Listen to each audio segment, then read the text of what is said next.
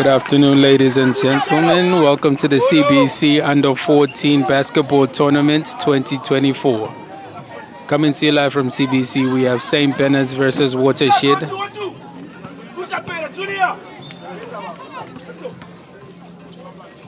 Up and off the rim. Yep. St. Bernard's playing in the maroon and white. Watershed in the green beeps. Rebound St. Bernard's and in.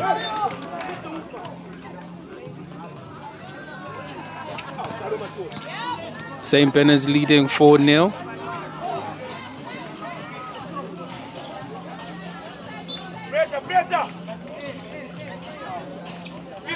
Nicely moved around by Watershed. Off the backboard and out. Three-pointer. Not the best effort. St. Bernard's on the move again. Nice pass by the St. Bernard's. Fake and travel. Travel. That was nice play by St. Bernard's. Just ended up traveling.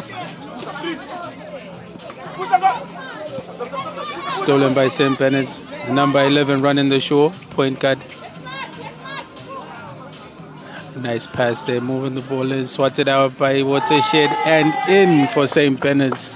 St. Bernard's on a 6-0 run to start off the half. Bad communication there.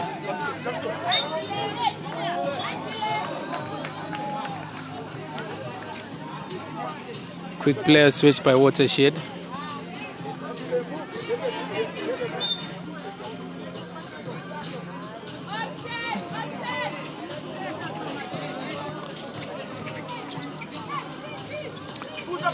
Watershed lose the ball again. Up and in by St. Bernard's. Oh, off the rim, couldn't make the shot. Watershed on the prowl again. Trying to come back from behind. And the ball is too much power off the backboard and out. Rebound Watershed. Another three-pointer attempt.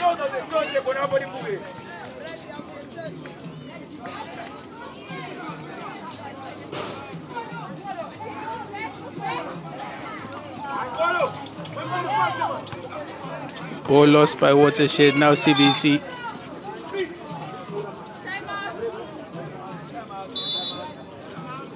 Timeout Watershed.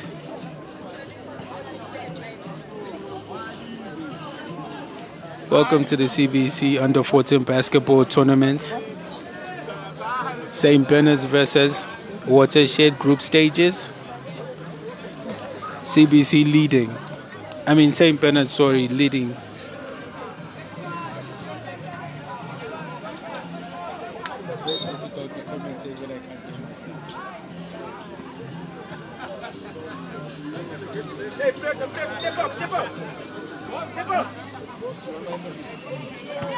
No. And we're back underway. St. Bernard's putting real pressure on Watershed. They're failing to get out of their own half. Nice hold-up play there by St. Bernard's.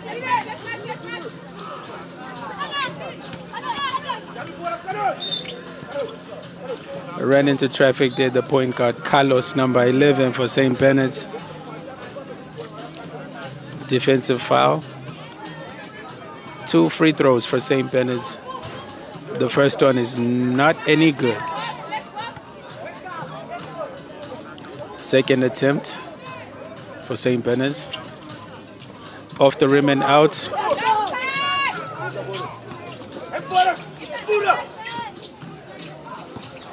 A very clumsy play there from Watershed, and they lose the ball carelessly.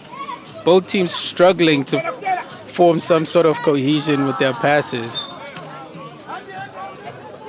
I guess early nerves, Again, Watershed failed to do anything productive with the ball. Nice shot attempt by St. Bernard's. Rebound St. Bernard's. It tries again. Airballs it.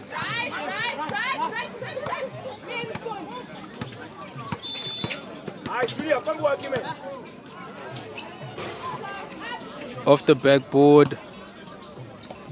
Again, another failed attempt for Watershed. Watershed trying to move the ball around, trying to find some space. Stolen by St. Bernard's. Runs into a bit of traffic there, but quick hands. Nice handles there from the St. Bernard's player.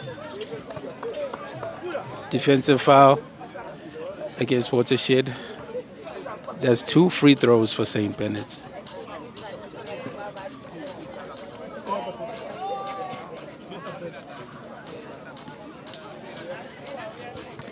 Two free throws being taken by the St. Bernard's number 10.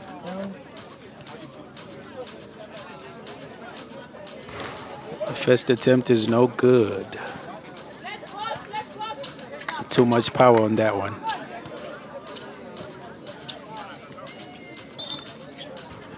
Off the rim and out. Rebound St. Bernard's.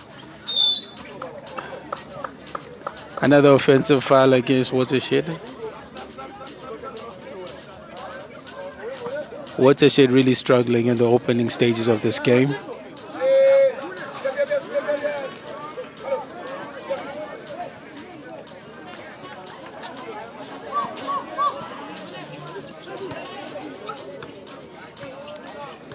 St. Bernard's on the free throw line. First attempt, not any good. The free throw attempts haven't been really good so far in this game. 0 for 4. That one is good. 1 for 4 on the free throw line for St. Bernard's. And the score is 7-0.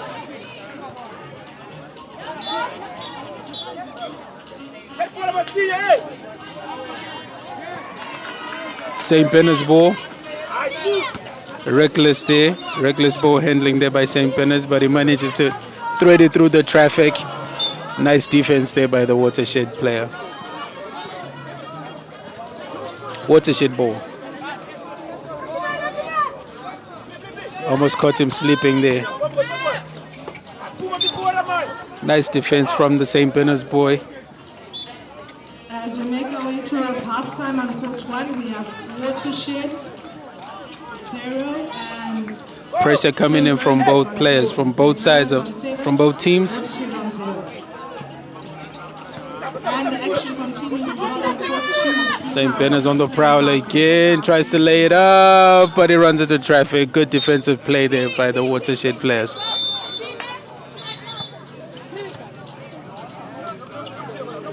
St. Bernard's ball, trying to find a way through the defense.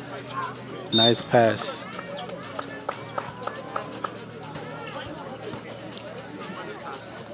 That's another defensive foul against Watershed. First free throw is money, swish, nothing but net. Good. Second free throw, misses it.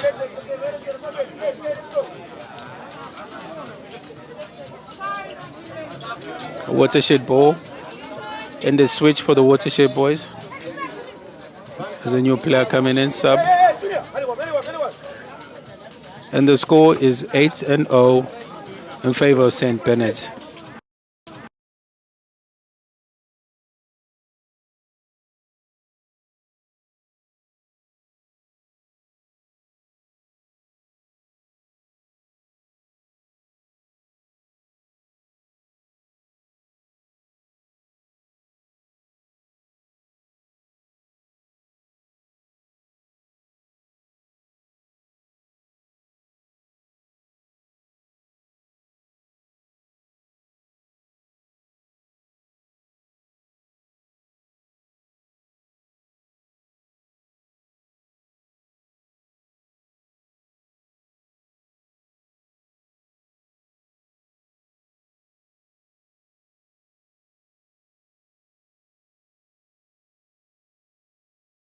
Try to get up. The first half is over. And the first attempt is money, but I don't think that one counted. Second attempt is money again, 2 for 2. Nice free throws from Watershed to get the first points on the board right there.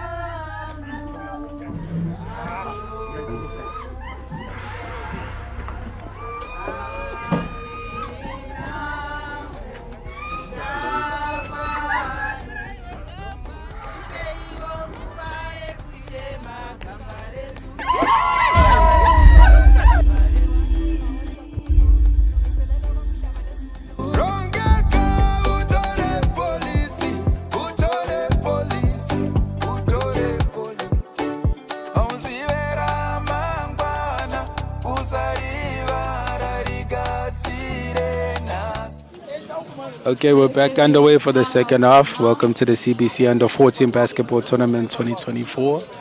Second half, we have St. Bernard's and Watershed. St. Bernard's leading 8-2. Let's see if Watershed can come back in the second half. They had a lot of misplaced passes in the first half. Lacked a lot of cohesion. And were not as clinical as their opponents on their shorts. And we're back underway. Wayward pass there, tries to keep it in for Watershed.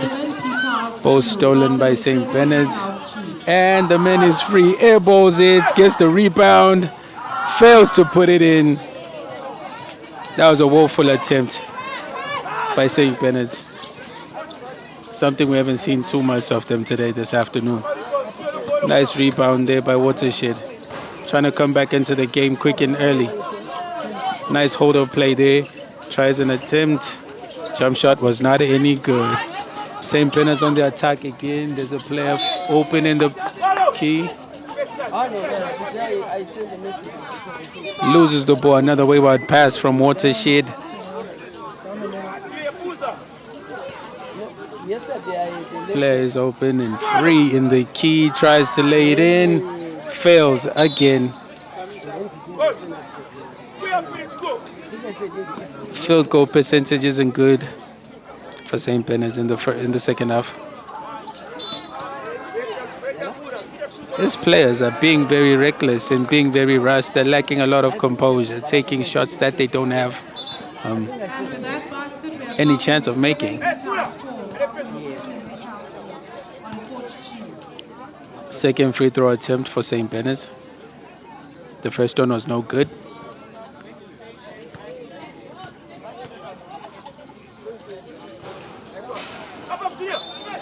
A rebound, Watershed. The second free throw was also no good. Watershed player runs through the traffic but fails to lay it in.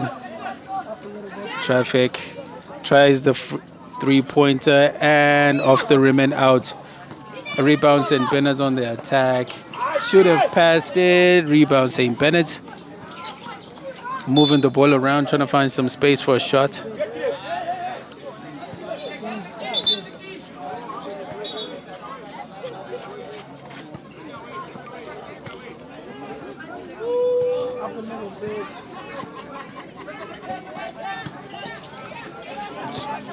St. Bernard's player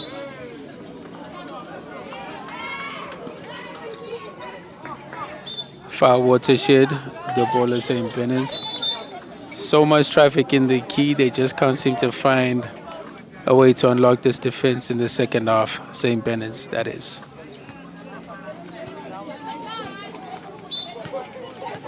Clearly a lot of the players are trying to get into the key to make field goals. We don't have a lot of good perimeter shooters.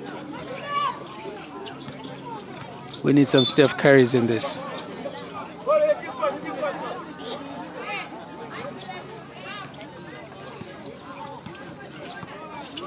Stolen by the St. Bernard's player and tries to lay it up, and it is no good. A rebound, St. Bernard's. Tries to weave through. Stolen by Watershed. Some good pickpocketing in this game.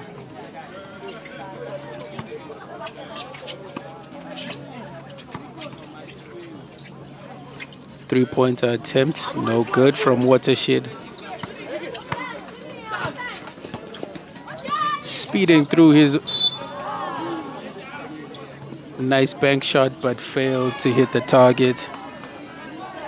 And that was a defensive foul against Watershed. CBC go to St. Bernard's go to the free throw line.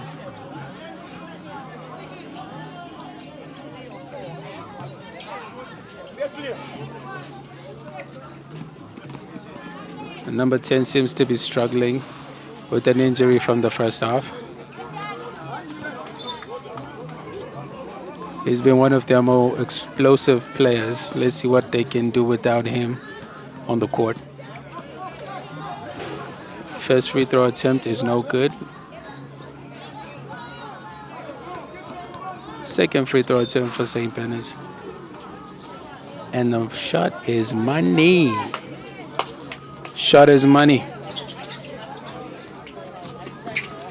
Good defensive play from St. Bernard's, picking up their opponents. Picking out their opponents from high up the court. And the shot is no good for Watershed. Oh, that was a block. Watershed ball. Tries to play it in traffic. Misses the shot. Bit of miscommunication there from the Watershed players. They disturb each other. Nice shot, but it is no good. Rebound, Watershed. Airballs it. Gets another rebound. Plays it out to the perimeter. Three-pointer attempt, and the shot is money. Swish, first three-pointer attempt that has gone in this half. And the score is now 9-5 in favor of St. Bernard's. St. Bernard's yet to score in the second half.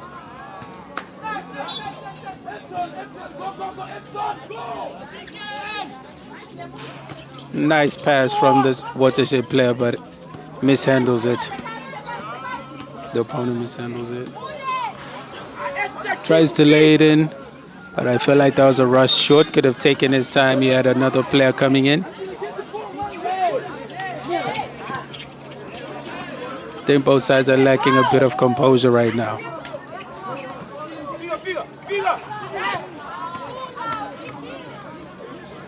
Ooh, air ball from the Watershed player. Watershed putting up a much improved performance in the second half.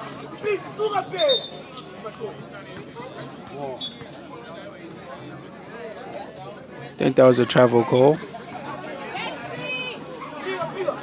Another free throw attempt from Watershed. Close, close, real close.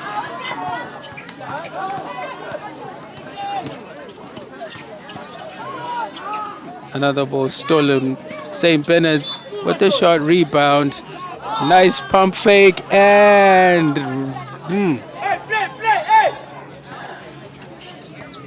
good play there by Watershed. Tries to play the ball in. Nice ball movement.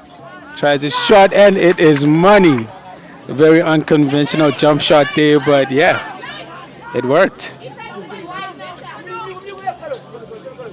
And now it's tight. It's now 9-8. St. Bennett's now just lead by 1. No, I'm sorry, 9-7.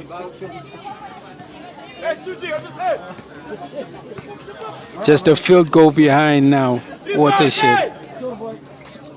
Nice recovery, stolen by St. Bennett's, but also runs into traffic. Losing the ball right here. Nice handles there. Off the rim and in by St. Bennett's, their first 2 points of the half to get their lead back up to 2 possessions. Last 2 minutes, no timeout.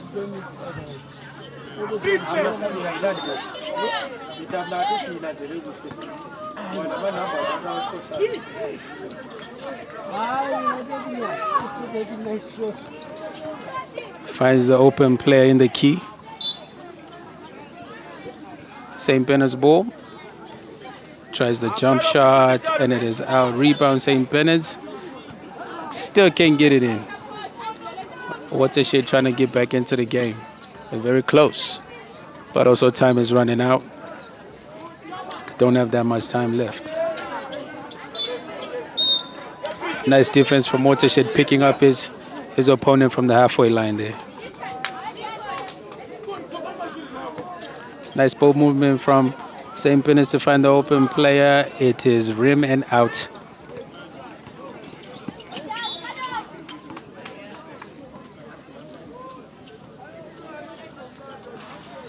Pretty tight game, 7-11.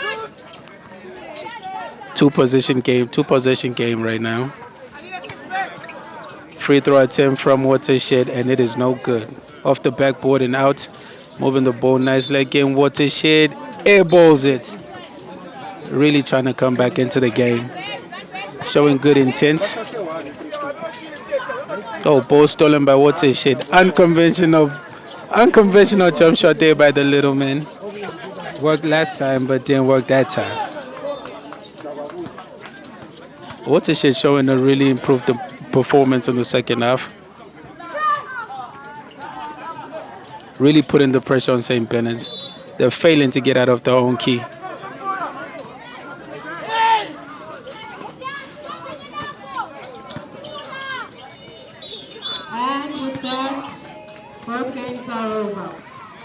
And that's the end of that. That's the final score. St. Bennett's 11, Watershed 7. A very exciting game. Stay tuned for more after the break as we head into our semifinals. Thank you so much for joining us.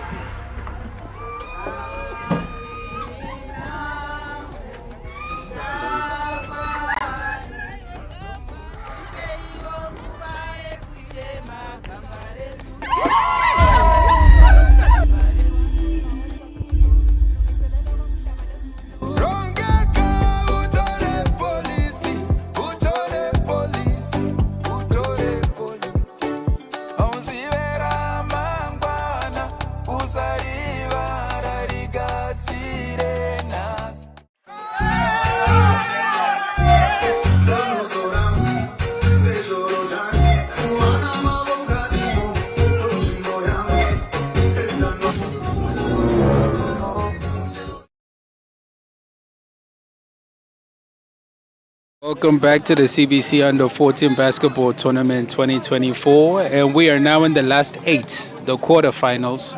Coming to you live from CBC, we have Falcon versus St. John's College. St. George's A playing 5. Let's get ready. I can see some Falcon parents already standing. Players on the court, Love to see it. ready to get going. Let's start cheering. Come on, let's get behind these teams as we get ready to start. Officials ready, listen out to the bell. Let's go young and show your skills. Very beautiful atmosphere here, very supportive parents out. I'm sure you can hear some of them behind me. In our first quarterfinal, we're about to start. And we're off. And we're off. We have tip-off. Falcon ball. Stolen by the St. John's. The boy. Pump fake. And the hook shot is no good. Defensive foul. 2 free throws. Start off the game for St. John's.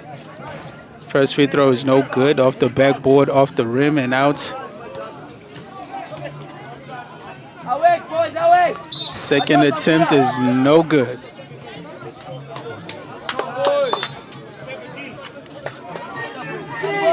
Falcon ball. Hey, take pass.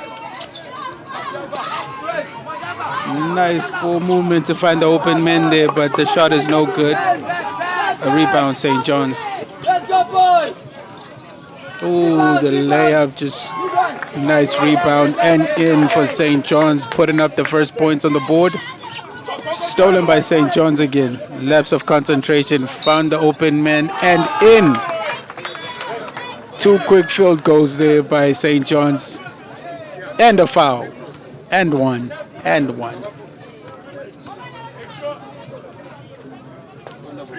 And the free throw is money.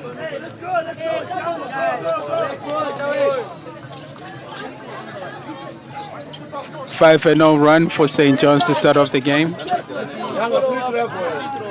Falcon moving the ball well, but still yet to find a basket. Nice ball movement from St. John's. Very clinical to start off the match. Very clinical right now from St. John's. Every field goal is money. Nice ball movement. 7-0 run to start off the half for St. John's. Looking really good. Falcon looking really shaky right now.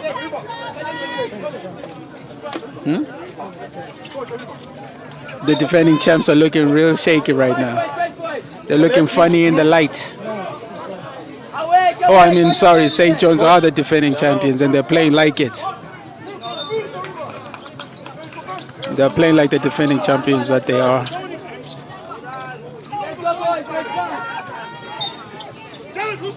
Falcon failing, struggling to find their rhythm.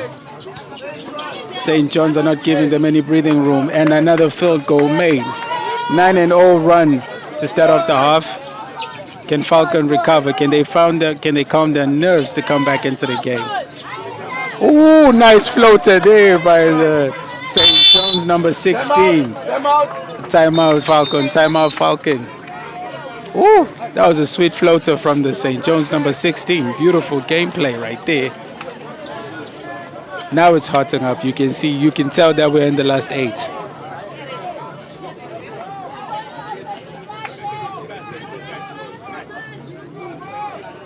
Falcon coach trying to dispense some wisdom and hopefully some defensive tactics to his players. Because the first half has been very brutal. The first 4 minutes have been brutal. St. John's have been clinical. Every time they're running down the court, they're coming back with a basket.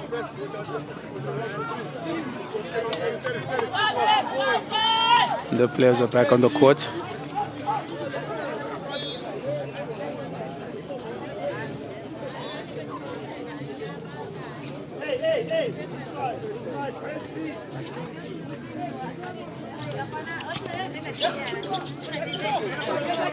Serious defense from St. John's, picking up their players from way up the court.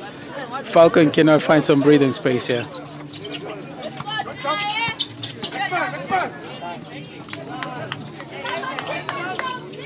Nice ball movement through the traffic, but the layup is no good.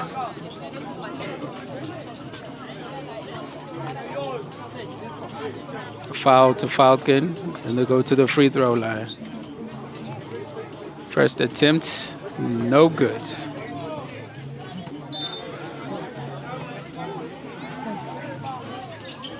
Second attempt,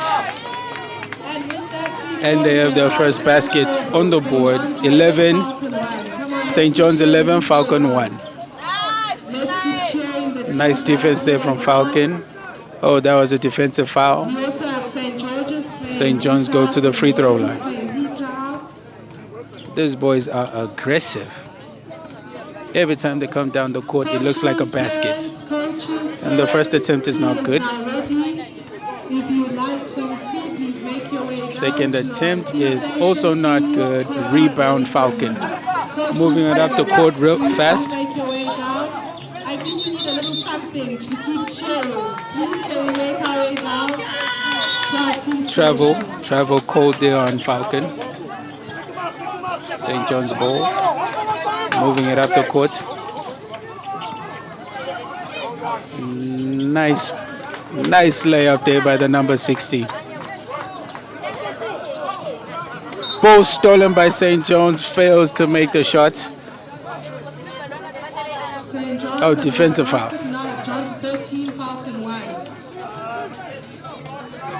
The score stands at 13. St. John's 1, Falcon. It's now 14. St. John's 1, Falcon. Second free throw attempt by St. John's.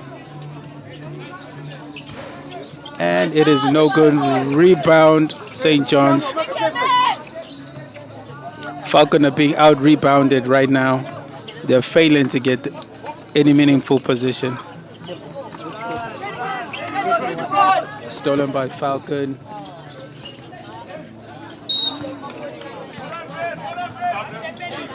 Foul Falcon.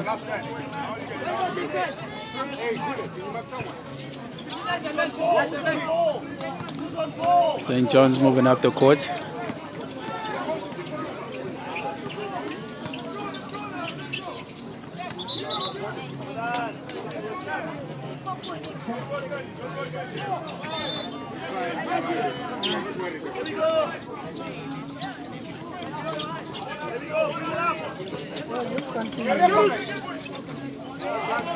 Ball stolen again by the St. John's. Nice pass from the number 16 so far. He's been red hot. Clinical there from St. John's. Dominant first half from St. John's, I must say.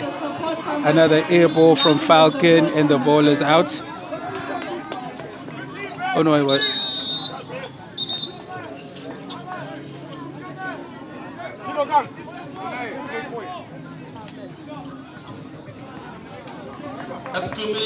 Dominant half from St. John's. Really showing why they are the defending champs. Burst of pace there from the St. John's. Trying to go through the traffic, moves through the traffic, but the shot is not any good. Rebound St. John's. Oh, stolen by Falcon. Nice layup and in. Nice layup and in. Lovely run from the Falcon player. Oh, and the foul. Goes to the free throw line. And it is not good. Rebounds Falcon.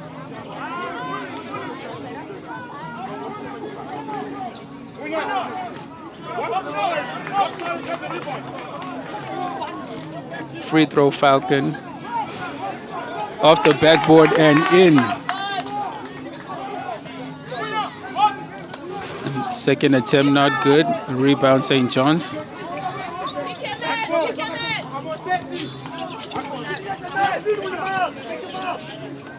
Tries the three-pointer and it is money. Swish, nothing but net.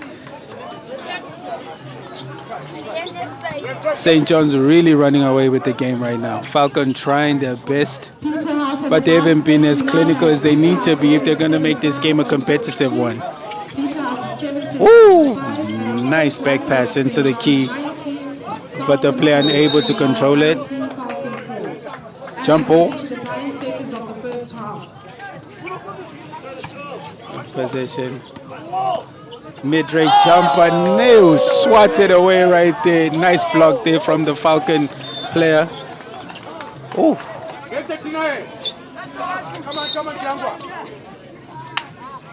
Seeing some nice plays from the young men on the court right now. And that is it. First half is done. Dominant first half from St. John's, 19-4, the score line. Stay with us. We'll be right back after this.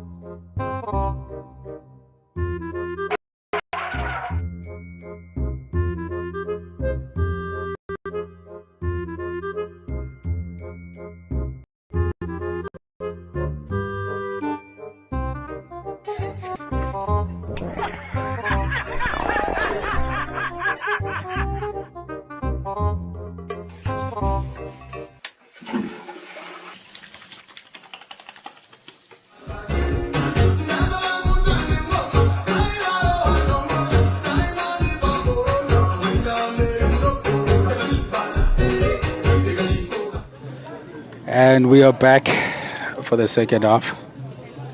St. John's versus Falcon. Last 8, the quarterfinals. St. John's had a dominant first half. The score is 19-4 in favor of St. John's. Let's see if Falcon can stage a miracle and come back or even try and tie the match.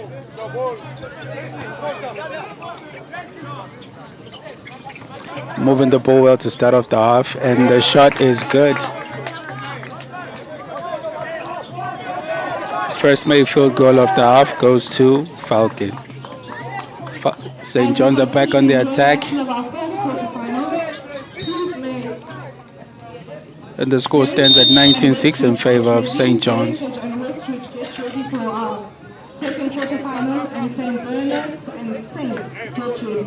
St. Bernard's and Timeout, St. John's. Heritage and Westridge will be on court 1. Let's start getting ready.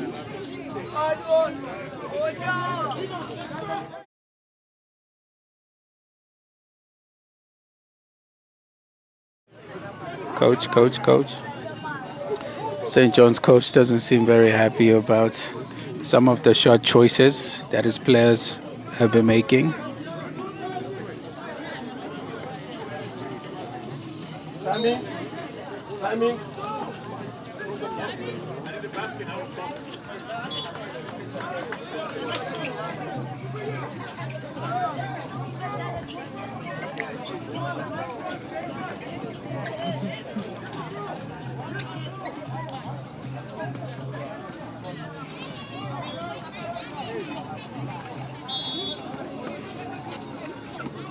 Falcon ball, and we're back underway. Falcon trying to find a way back into the game. Good attempts, but it doesn't make the basket. Nice ball movement to get out of their own half for St. John's. Trying to find the open man.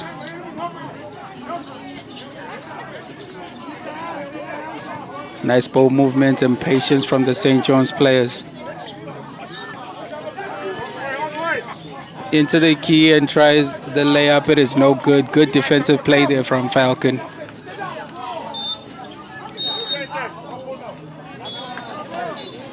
Foul call on Falcon. Free three-pointer attempt is no good. Ooh. Backcourt violation. Backcourt violation against St. John's. Falcon ball. Falcons seem a bit more composed and confident in the second half. Ooh, reckless loss of the ball there. Oh, but it's Falcon ball. Okay. On court 2, we have 7-7, St. George's and Peterhouse 7-0. And on court 1, we have St. John's 19. Falcon Through the traffic and no good for Falcon. Ball stolen. As we are continuing with our second Offensive foul there. St. John's ball. Woo! Look at that arm on that boy. That's a quarterback throw right there. That would have been a good assist right there. Ball stolen by St. John's.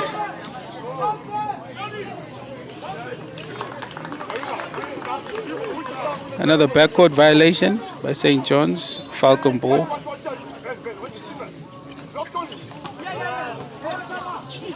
Oh, nice defense by St. John's. The ball is swatted out.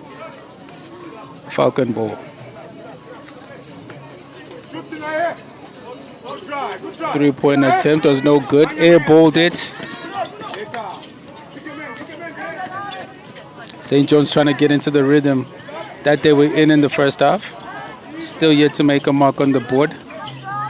Through traffic and in. Nice play there by the St. John's player. Nice link-up play through the traffic, but still made the basket.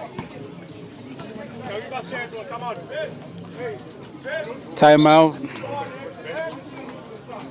Timeout, St. John's. 3 fresh players in.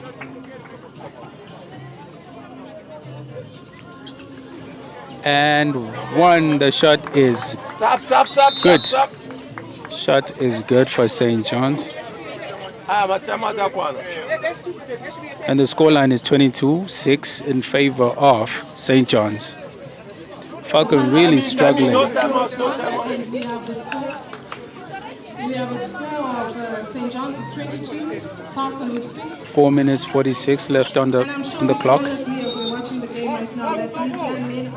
I do not see Falcon coming back into this one. They might as well play to enjoy it. Must be proud of themselves for making it all the way to the quarterfinals. And that scoreline is 9-6.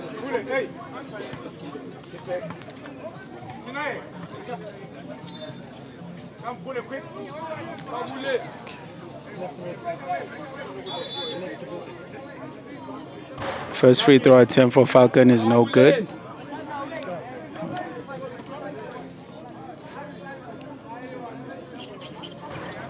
Second free throw attempt is no good. St. John's ball. Now trying to play it up the court. A very unconventional movement by the point guard there.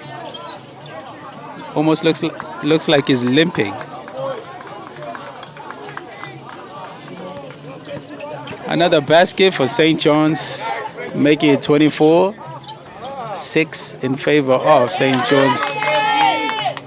Nice rebound and layup by Falcon, 24-8. He looks like he's limping. I'm not sure if that's his style of play or he's actually limping. Unconventional, but it seems to work. Fast break there by Falcon. Tries to lay. That jump shot was not good. A rebound, mid-range shots. Failed to get it off. Nice defense there by St. John's. I'm bringing it up the court now. St. John's trying to find another basket. Nice handles there to move through the traffic, but it is no good. Denied. Ooh, travel call on Falcon.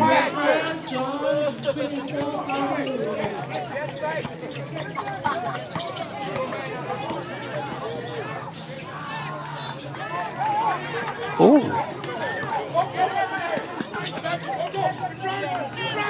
Falcon layup attempt, and it is good. 24-10 to St. John's. Falcon really putting up a fight in the second half. I'm sure if they'd played the same way in the first half, this game would be much more closer than it is right now. Nice handles to move through the traffic. Good rejection by the Falcon player. Trying, ooh, nice Euro step there by the Falcon player, but the shot just wouldn't go in. Every now and then you have these players bringing out some nice skills.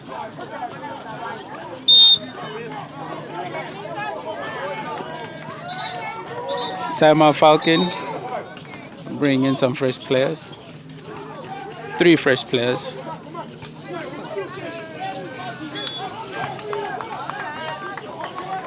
Oh, and that was a basket for St. John's. The score is now 26-10. Nice ball movements, but airballs it. Rebound Falcon. St. John's ball.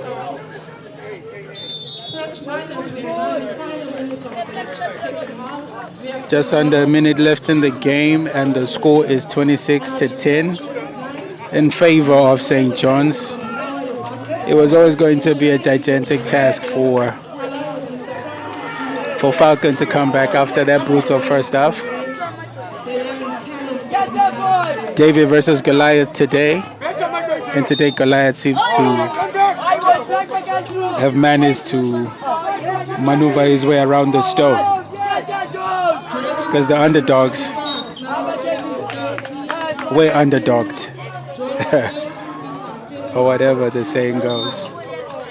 Falcon ball. Misses it. Rebound Falcon. Misses it again. Rebound Falcon, misses it again. I think St. John's are now just running down the clock because they know they've got this one in the bag. Can they get the last basket? And it is no good, airball. Falcon playing very hard to the end. A very good attempt in the second half, but it was not good enough to catch up. And St. John's are through to the semis. And St. George is also through to the semis on the other court. That's going to be a very delectable matchup. St. John's and St. George's. All right. Stay tuned for our next group of quarterfinals. Remember, you can make your way to the SEC, get something to quench their thirst.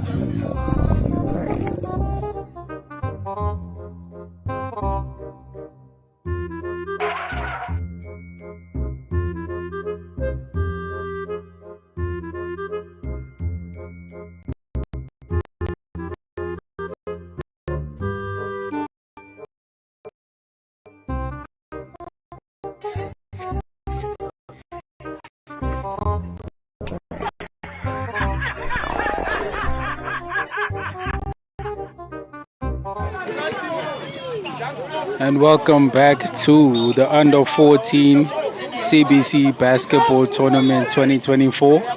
It's our second batch of quarterfinals. Coming to you live from CBC, we have Westridge and the Heritage Hornets.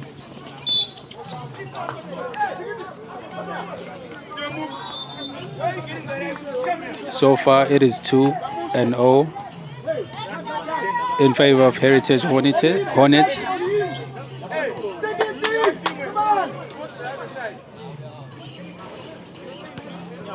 If you're just joining us, the score is 2-0 to Heritage. On the free throw line right now is Westridge. A rebound Westridge. Stolen by Heritage. Nice pass, long pass. Unable to control the ball, but recovered by one of their players.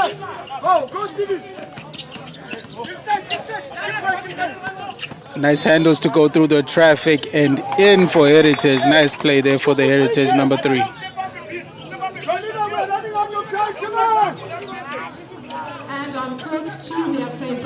And the score is 4-0 to start off the half in favor of Heritage. And the player is all alone for Heritage, but he fails to make the basket. But the rebound is good. Money. 6-0 in favor of Heritage.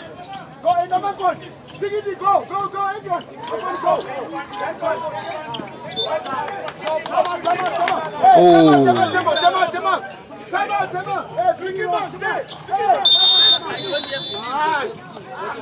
Timeout Westridge. The Westridge coach is very unhappy, throwing his arms around. Very unhappy with the start of with the way the team has started the match. If you're just joining us, welcome to the CBC Under-14 Basketball Tournament 2024. We are now in the second round of our quarterfinals. We have Heritage versus Westridge.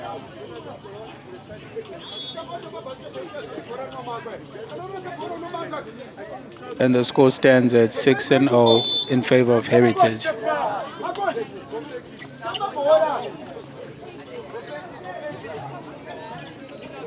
We have a very stark contrast of the coaches right now. The Heritage coach is more than pleased with his team's performance. And the Westridge coach is up in arms, very unhappy, very vocal on the touchline. Oh, nice jump shot, but just couldn't make the basket for Heritage. Oh, and it was a defensive foul call in favor of Heritage. First free throw for Heritage.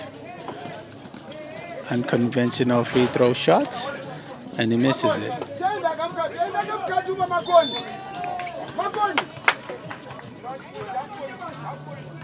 Second free throw attempt for Heritage.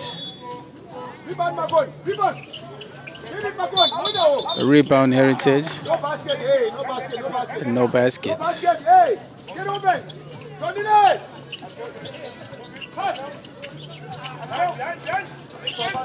Nicely threaded by the Westridge player through the traffic. Travel call. Heritage ball. Up the court quick by Heritage, trying to extend their lead, moving the ball well to find the open man.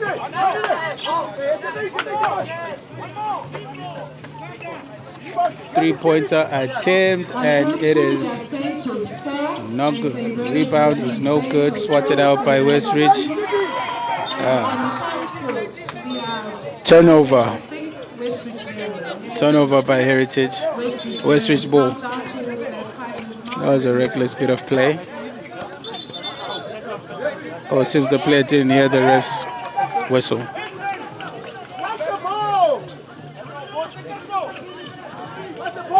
Westridge yet to register a basket on the board. Ball stolen by Westridge. Found the free man. Oh, layup attempt was not bad, but just couldn't get into the basket. St. George's on 4, St. Bernard's 6, St. George's 4. If you're just joining us, the current scoreline is 6-0 in favor of Heritage against Westridge.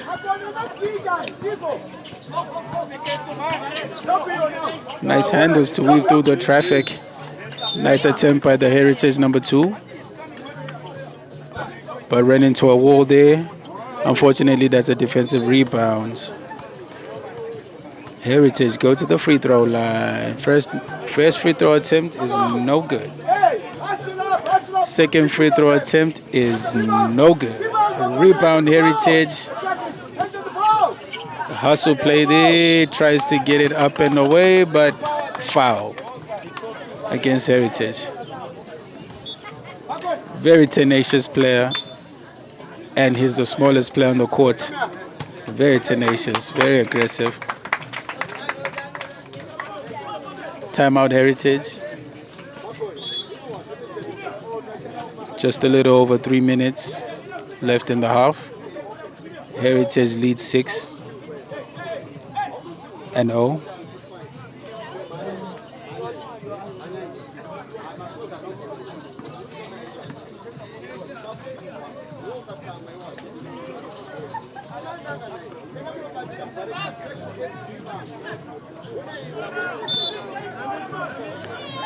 We have another very competitive match, quarterfinal match happening on the other court.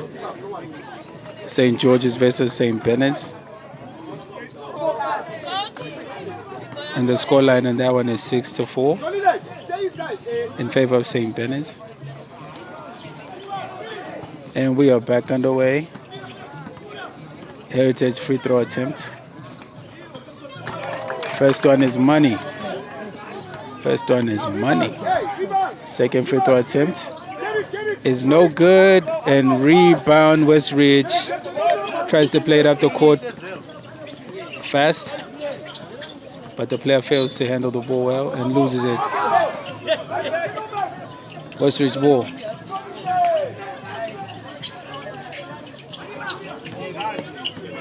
That wasn't the best choice for the pass. Lay up and in for the Hornets. And on the first court, we have Heritage 9, Westridge 0, Heritage 9, Westridge 0. Last 2 minutes. Heritage Last 2 minutes, no timeout. 3-point attempt, no good.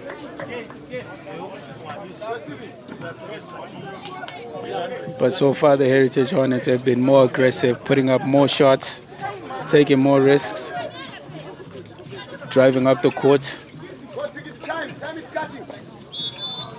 Westridge just can't seem to find their rhythm. They keep misplacing the passes. Too many turnovers for Westridge. Free throw, 3-point attempt. No good for Heritage. Driving up the court for Westridge, and the layup is no good. Fails to get the rebound. Moving the ball around Westridge to try and get a... Ooh, bad pass again, and another turnover against Westridge. Nice court vision there by the Heritage players, but unfortunately the ball is too high for the short player. Nice mid-range jumper, and Westridge put up their first 2 points on the board. Another misplaced pass. Too many turnovers. Another made layup there by Westridge. Funny how tables can turn real quick in basketball.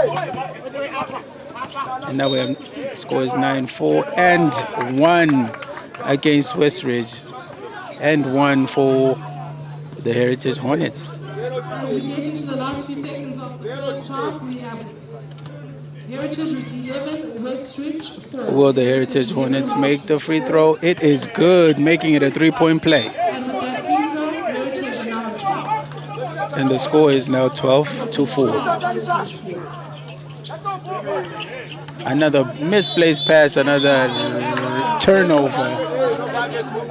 No basket, as the whistle had gone for the end of the first half. But too many turnovers by Westridge. Too many turnovers by both teams, actually. Good game so far, dominant first half for Heritage. Join us after the half.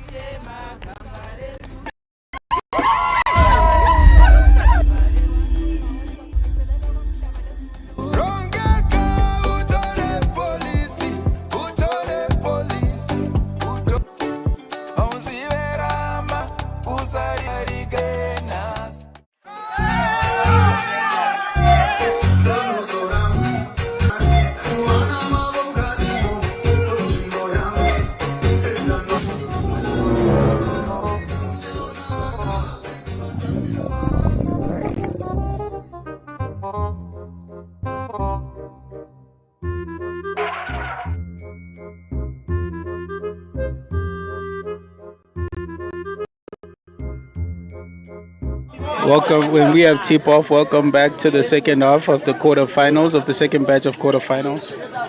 We have Westridge taking on Heritage Hornets.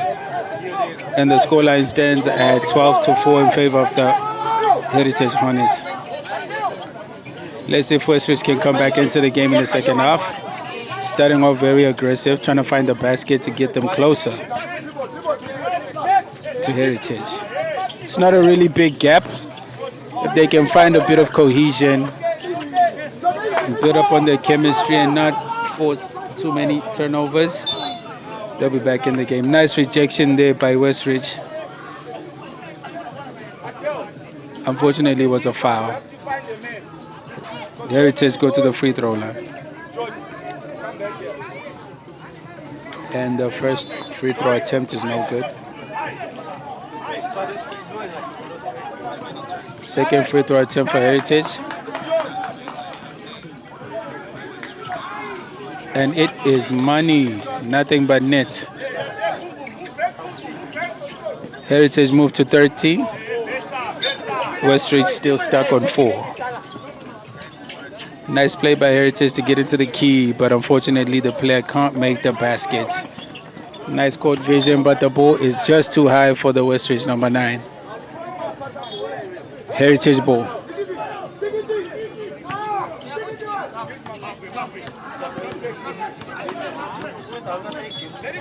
And another forced turnover unnecessarily. Moving the ball around well, attempts the three-pointer, and it is no good.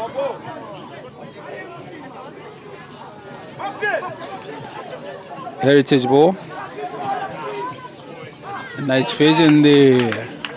And the layup in. Heritage moved to 15. Another turnover by Westridge. Very reckless passing right now. Not taking their time. They're rushing a bit too much. Another three-point attempt. It is no good. Off the rim and out. Rebound. Heritage. Defensive foul. And Heritage traveled to the free throw line. First free throw attempt. No good.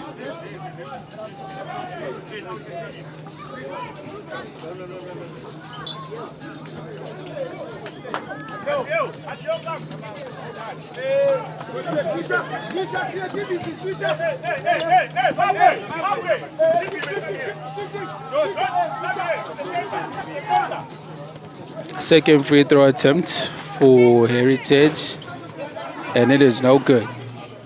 And they're still on 4 points and 0 to start off the half. Westridge, short attempt, rebound not good, rebound not good again. Defensive rebound. Driving up the court. The Heritage, nice screen play there by the Heritage player. Nice layup, but just couldn't get the basket to sink. Plays it to the perimeter. It's a three-point attempt, and it is money. Nice play there to find the open man by the Heritage player. Oh, he picks up his opponent in his half, and the shot is no good. Rebound is no good. Another rebound. Another rebound for Heritage.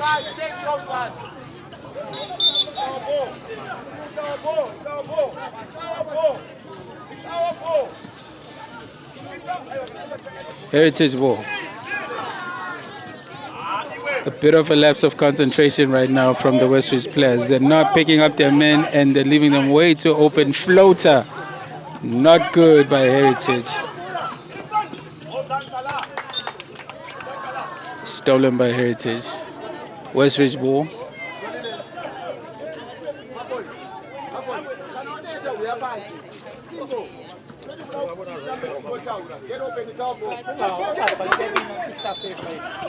Westridge ball, but Westridge seem to be lapsing in concentration right now. The coach is not happy.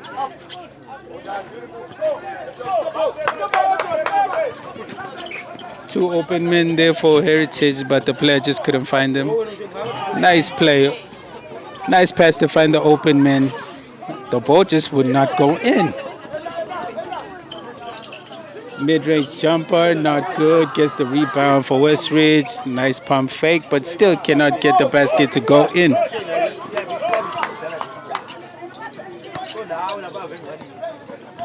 Heritage driving up the court, trying to stretch this lead. Ooh, he was on the line and the ball is out. Oh, no. Still Heritage ball, drives through the traffic and the basket is no good. Three-pointer attempt. Still fails to sink. Mid-range jumper off the backboard and out. Rebound Westridge. Westridge driving up the court real fast. Nice fast break point. Oh my goodness. Oh my goodness. Break after break. We have a bunch of Bob the Builders in the game right now because they're building houses on those baskets. Break after break after break. Timeout Heritage. Just a little bit over 3 minutes left to play in this half. A lot of the Heritage players are showing fatigue. It has been a long day. It's pretty hot.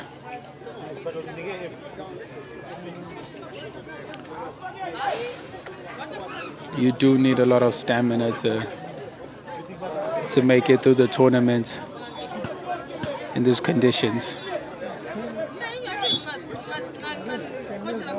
But these are young men. The stamina is still yet to be explored and abused and used.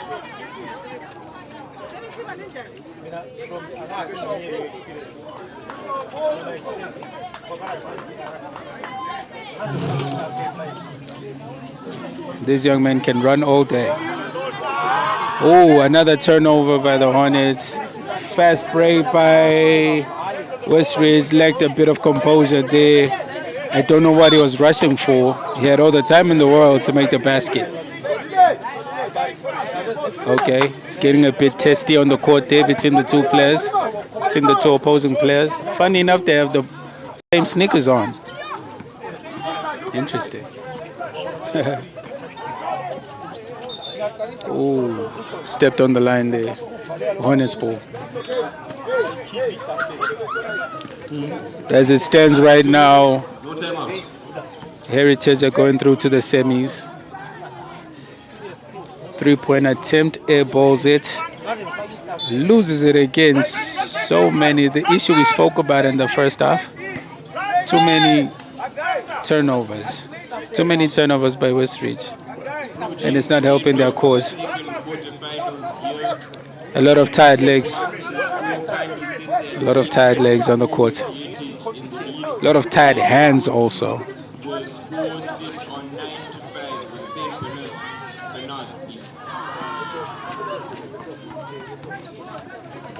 Nice drive by the Westridge player, but fails to lay it in.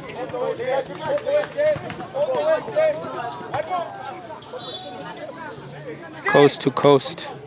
The Heritage player tried to go coast to coast. He tried to go all the way, but just couldn't handle the ball. And the last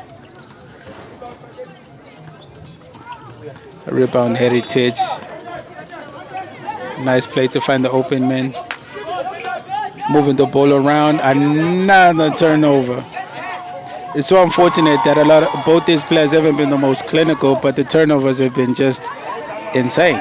If one team was super clinical, we'd be talking massive blowout right now. We'd be talking a massive blowouts. But unfortunately, or fortunately for both of them, the scoring hasn't been the best. But as it stands, Heritage are the more clinical.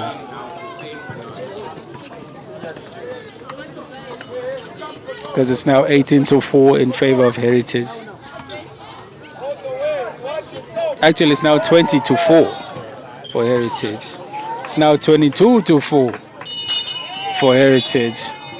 And the buzzer has gone off. That is the final 22-4 in favor of Heritage, who move on to the semifinals. Stay tuned as we move into the semi-finals of our tournaments, the Under 14 CBC Basketball Tournament 2024. Stay tuned. We're bringing you more after these breaks and ads.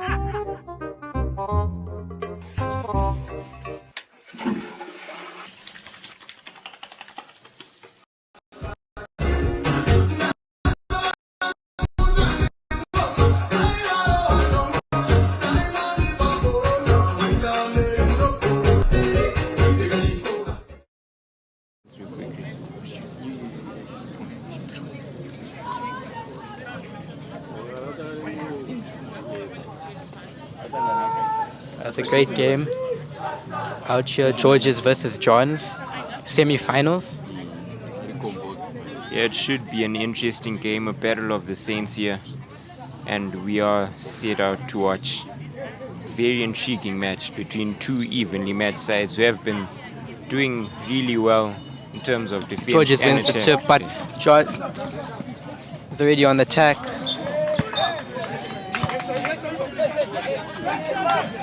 Gone out there, number 94 at the throw-in. 89's pushing in. 16 rushes back in.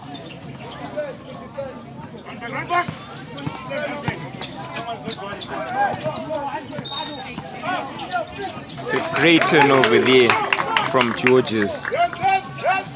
They do take the lead in the semi-final, and an important one it should be.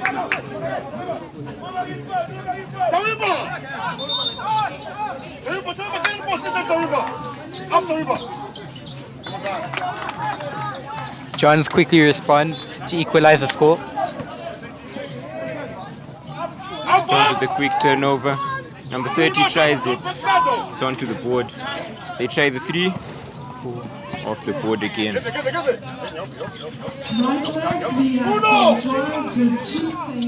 23 driving forward. He does meet a roadblock though.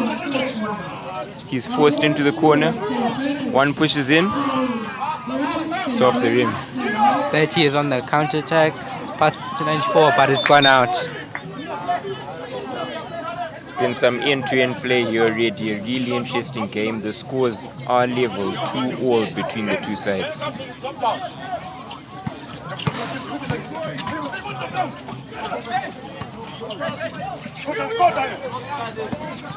George is outnumbered in defense.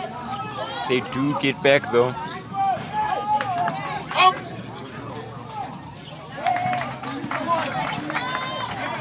Nothing but net as Johns take a strong lead here.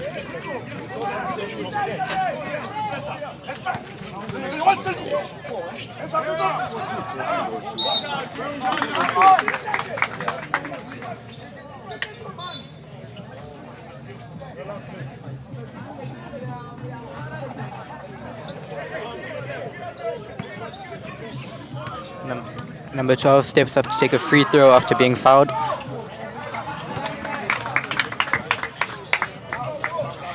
Swish.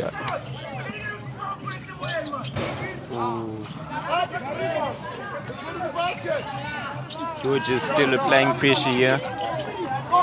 But Johns win it back. They are in numbers.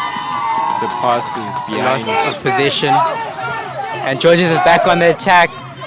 They're outweighing the defense. Oh, but it's gone over.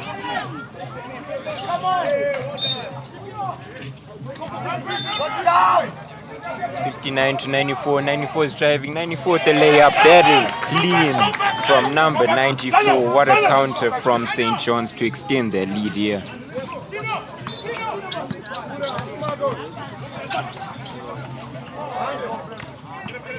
No foul call. 23 continues. Rebound is in.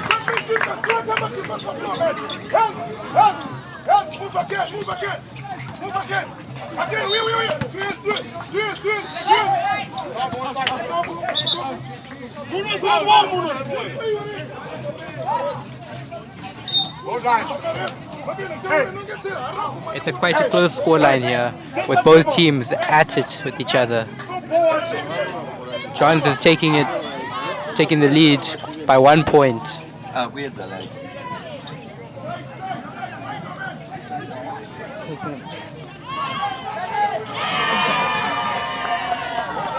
So, Krish, how do you think this is going to play out after these early exchanges? I think it's going to be quite a good game.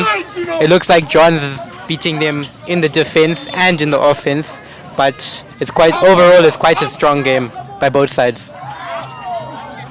Yeah, I think so. It's been a really good display of overall total basketball here from St. John's. But George is still pushing on, still trying to find that leveler to bring them closer to that final.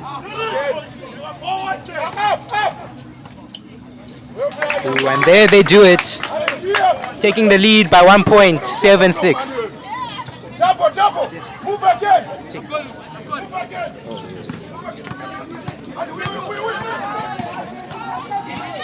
289, just over. Use the board. Box.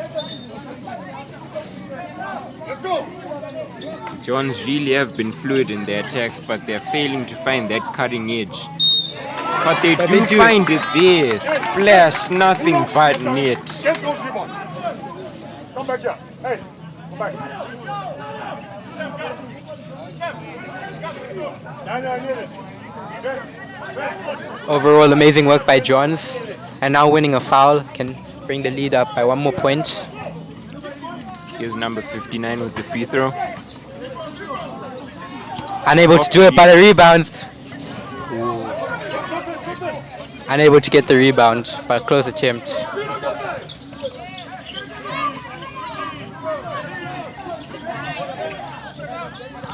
On court 1, we had in our semi-finals on court 1, we had St. John's with 8, St. George's with 7, St. John with 8, St. George's with 7. Gone out for a throw. It's gonna be taken quickly there from St. John's. 94 stuck outside.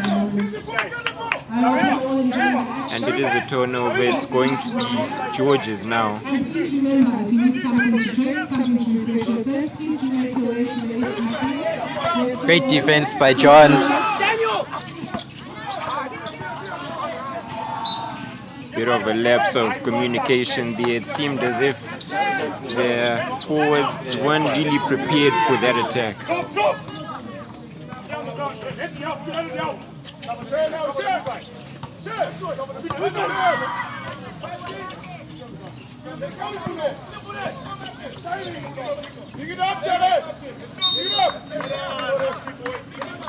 Approaching the halfway mark, what do you think the coaches are thinking right now? I honestly think that is That's amazing work. Piece of play. As St. John's extend their lead to 3 points now, they will need something special, St. George's, to come back from this one.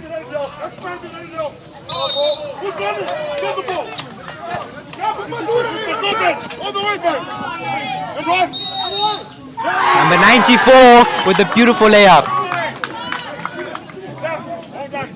Parents for St. John's with 10, St. George's 7. St. John's with 10, St. George's 7. Free throw here for St. John's to extend their lead. It's off the rim. Unlucky, but I definitely think number 94 is the star player for Johns right now. Yeah, he really has been putting in the work here from basket to basket, really just working harder than almost everyone else around him. Really, it's an electrifying performance. Again, he's here. Amazing pass. From the corner of the rim. Here comes St. George's now. Number 34 is on the break, but Johns take back position. Number 94, it's a foul. Really has been able to really break through this St. George's defense, make them look as if they're not really sure what they're doing. Able to draw so many fouls, so many points for his side as well, and it's been an electrifying performance from him. St. George's with 6.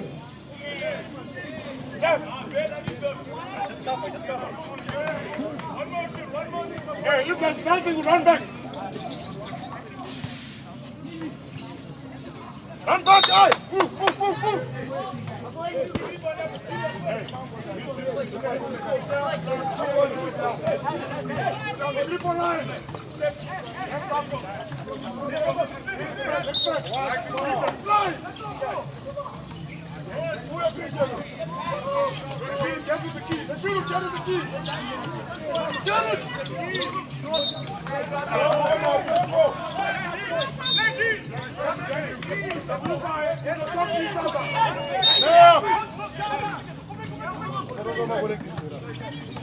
Four now.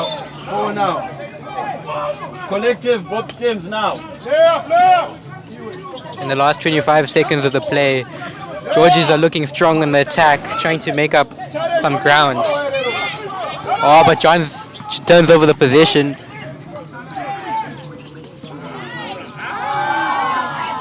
How has he missed that? That really should have been put away, you do think, to really seal their spot in the finals, because if the lead was extended to that further 7 points, it may have really been difficult for St. George's to catch You up. really can hear the crowd upset that he missed that. We expect better from him, but number 12 for Georges is taking a free throw.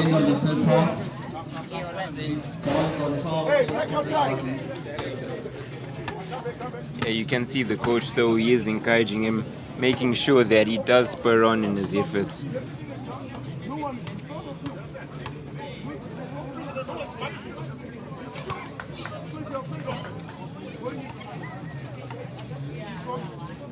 So, Krish, how do you think the second half here will play out? I think Johns is definitely the stronger side right now, but Georges are still trying to be relentless, still trying to put that effort, trying to really make up the difference. But I do think Johns will come out strong. And you? I do think Johns have really put in a dominant first half. They've really shown their intent here, and they do look like they could even go on to win the entire tournament, because they have put in a really electric display. I think number 94, who we are looking at, number 16 as well, has been solid in defense. So I think if those players can remain fit enough for the final, they can keep up their form into the final, they should definitely be set for a tremendous victory in the big stages. Definitely Orlando.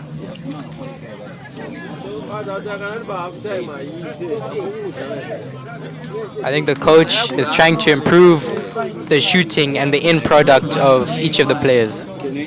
You can see it's a long team talk there for St. George's. They still aren't on the court, and the coach may just be trying to encourage his players, make sure that they're ready to go out there and give it their all in these coming 10 minutes. Don't break the defense! Don't break the defense! Defense! Defense! Anyway!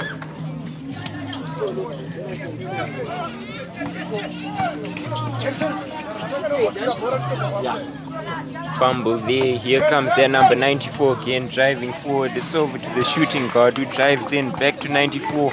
94, it's in. Splash! Play. Amazing play by Johns. You can hear the coaches trying to bring passion into the game. Surely now that may just about be that.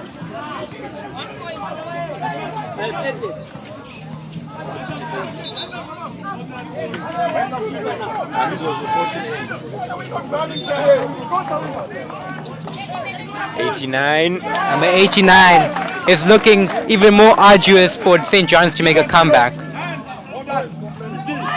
But it doesn't seem like they're giving up yet. Stay on the ground and help! Stay on the ground and help! Don't get inside!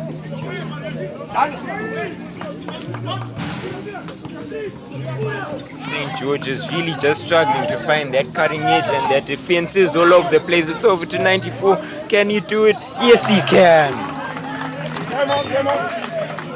Next time out. Number 94 is definitely looking like the player of the tournament. But St. George's calls a timeout. Yeah, I think the coach really is just trying to slow down the momentum here. Just trying to remind his boys what this game really means for both him, for them, and for the school as a whole.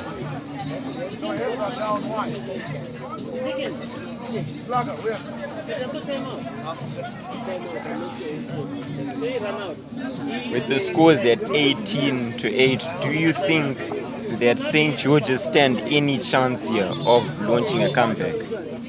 Well, the coach is looking very serious and the players don't look really happy right now. The morale doesn't look great, so it's not looking good for them. Time it. Let's see how the coach can turn things around. If you are a St. George's fan, I would be worried because this second half performance, it really hasn't been great, has it? They've conceded way too many opportunities to St. John's, and it's looking more and more unlikely that they will be playing in the finals. Definitely. Don't forget to like and subscribe.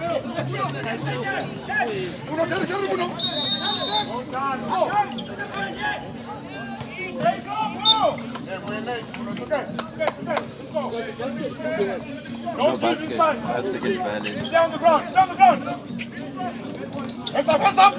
Well done. Beautiful defense by Johns. Yeah, George is really struggling to find any gaps in what has been a stone-cold defense. The same can't be said for St. John's, who time and time again find these holes. And there is going to be a free throw as well. Really impressive how strong this chemistry is between the team. Yeah, they really have been communicating well, playing well together throughout this tournament, and especially in this match. Here's the turnover, number 30, back to 16. He's stuck in the corner though. Go in subs. Go. Substitutes to replace tired players. With number 71 going for George's and 0 for St. George's.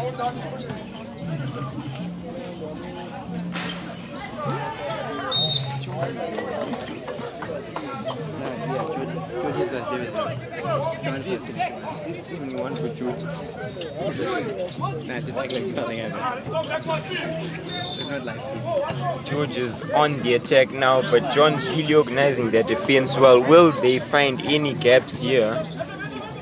Number 3 stuck. Slade back to the point guard, number 0. He tries it, it's off the rim.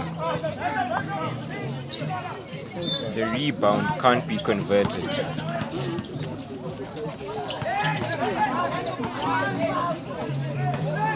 Yeah, it's definitely a point. Yeah. It's definitely.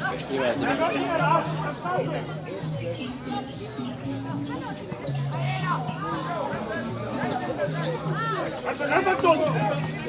23 driving forward is a bit slow in it though. Can George's convert? No, they can't. It is a free throw though for St. George's here. Down to the last quarter of the match.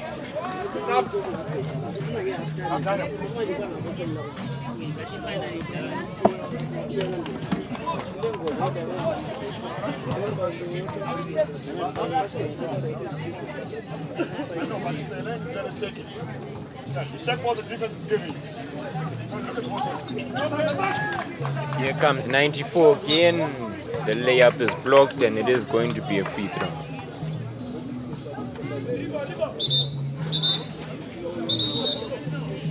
And Chris, after watching this match, do you think 94 could be a contender for the player of the tournament here? Most definitely. He's been well-rounded, passing-wise, shooting-wise. I definitely think he's one of the best players in the tournament. Yeah, definitely. As you can see here, just anchoring this attack from St. John's. He's an extremely well-rounded player with flair, with passing, with pace.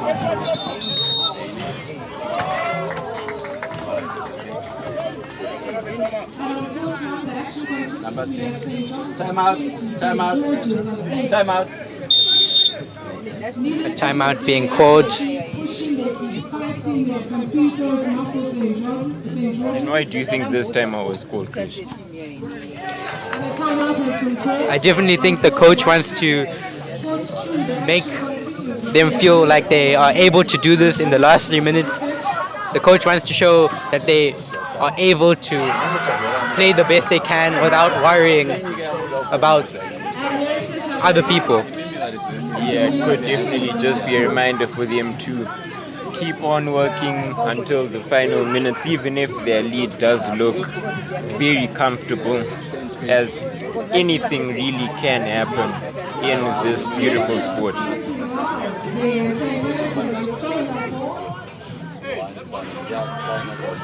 Back to Heritage. Heritage right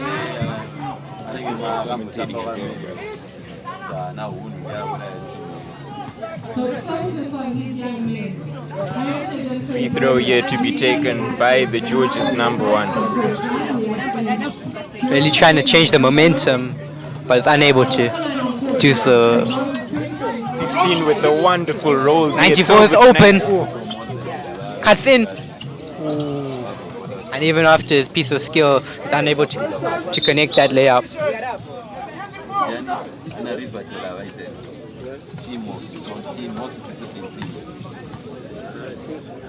Guys, hey, we're watching. Last 2 minutes. No timeout. 2 minutes back. Let's get back onto the court.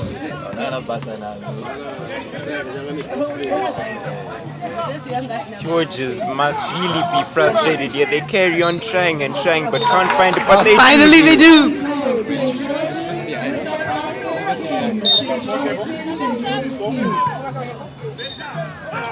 What's it done?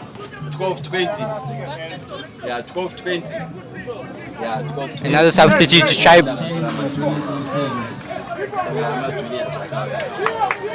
So quite a gap here, Lando. A gap of 8 points. Do you think that there's a chance in the last minute and 20 seconds for Georges to come back?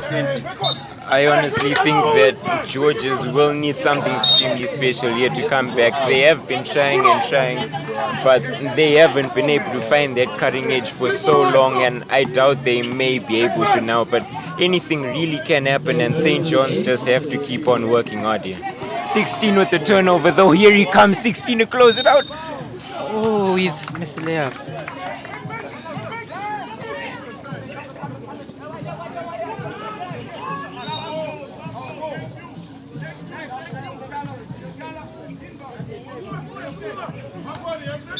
A free throw for number 16.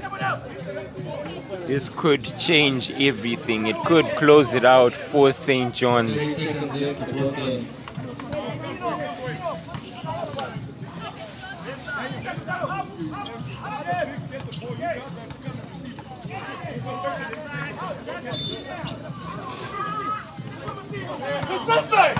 Here comes the turnover. Can they do it? St. George's.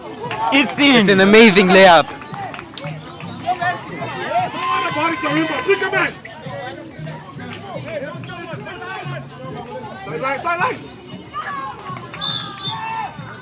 And it's not enough. Too little.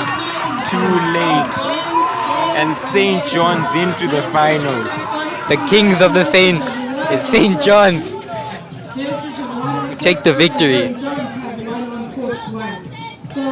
It has been a well-fought game between these two, but St. John's putting in a dominant display throughout.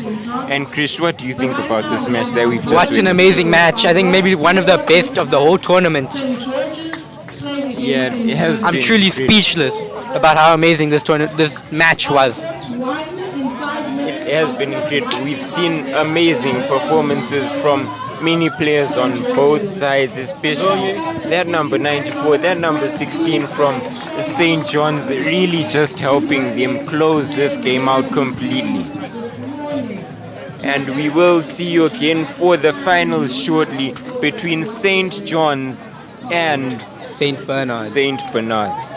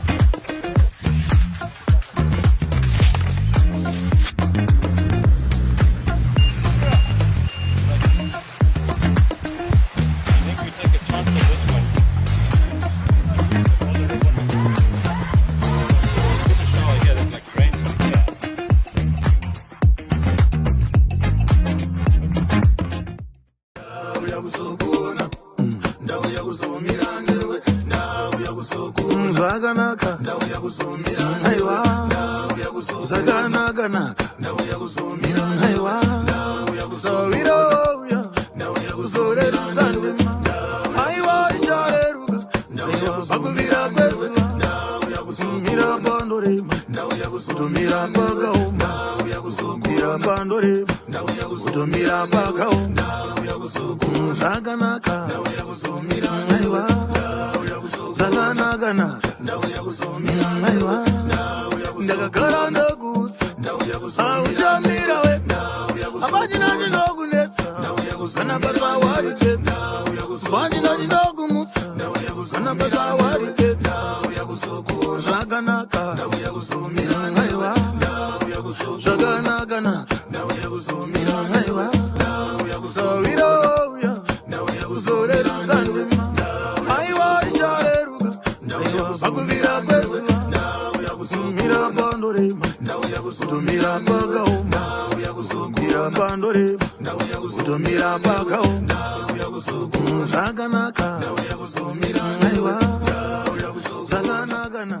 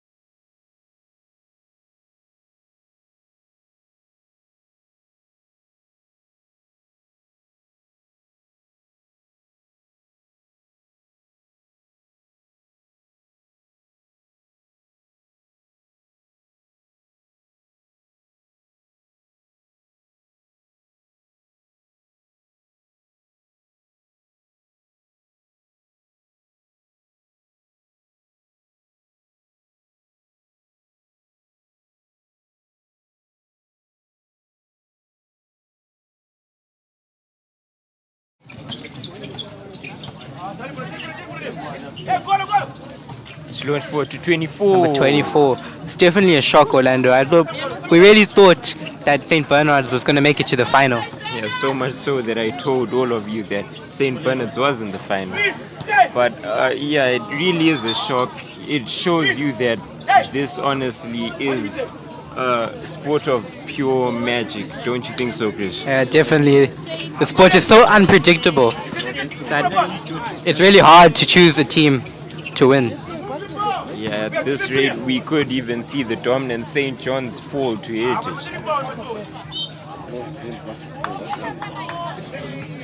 Definitely looks like St. George's is stronger in the attack. Yeah, but that was what we thought last game, but St. George is struggling to find the cutting edge. Unable to put it back into the net.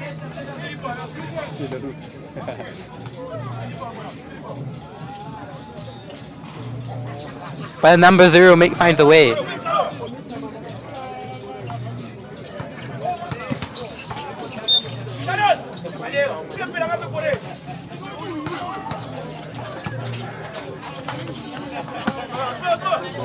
To 0-0, driving forward. Can't convert again, St. George's, but he has one. Can't convert either.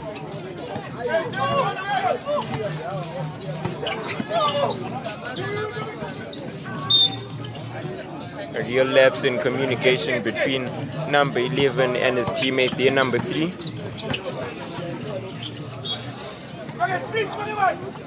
Throw in for St. George's taken quickly. Here's number 1. Back to number 34. It's off the board.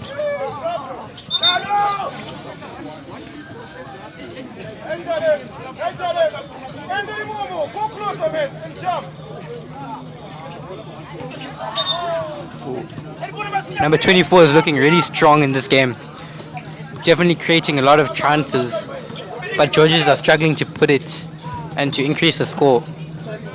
Yeah, he really has been. He's been a real playmaker for his side today, and I do think that if they manage to win, he should be getting much of the plaudits for spurring his team on to this third place playoff. Definitely.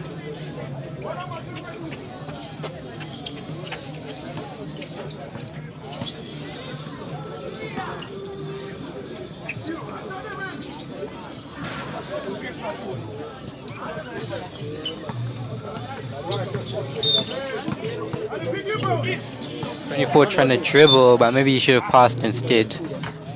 Yeah, but fortunately they're rewarded with that foul.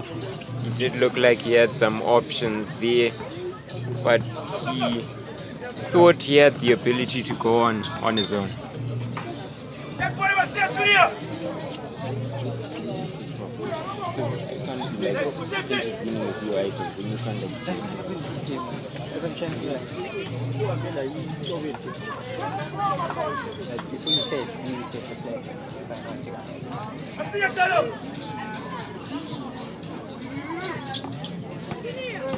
Over to number 10. Number 10 tries it. It's in. Amazing stuff by number 10.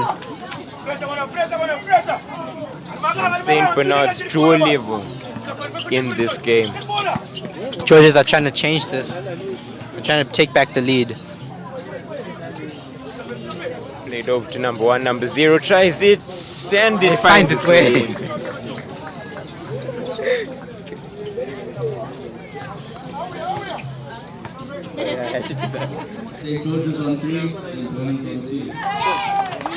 Nothing but net there for number 9 to reclaim the lead for his side. Splash indeed, Chris. Splash indeed.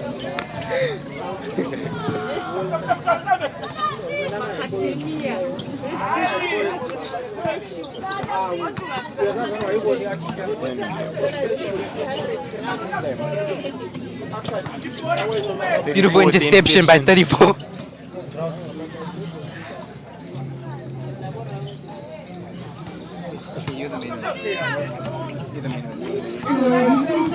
Driving forward is number 10. Great block there. Some really impressive stuff, Rachel. Number 9 turning everywhere. He's searching. Number 11's gonna try the 3. It's off the rim. But it finds its way back into the hoop. Bernard's taking back the lead. 6-3. Number 1 tries it. It's in. A quick response by Georges. Only 1 point down. A timeout is called by the St. Bernard coach. I genuinely think there's a time to change up tactics, trying to counter each other's team's tactics. What do you think about this? What do you think the next approach for each of these teams will be, Orlando? Yeah, I think St. Bernard's may just be looking to have a few more players sitting back in defense because they have been vulnerable on their turnover, as we have seen. St. George is really capitalizing on that, and their playmaking has been incredible here today. Definitely, definitely. I think the coach for Georges is really going to try to improve the end product, though, because Georges have been slacking in that area.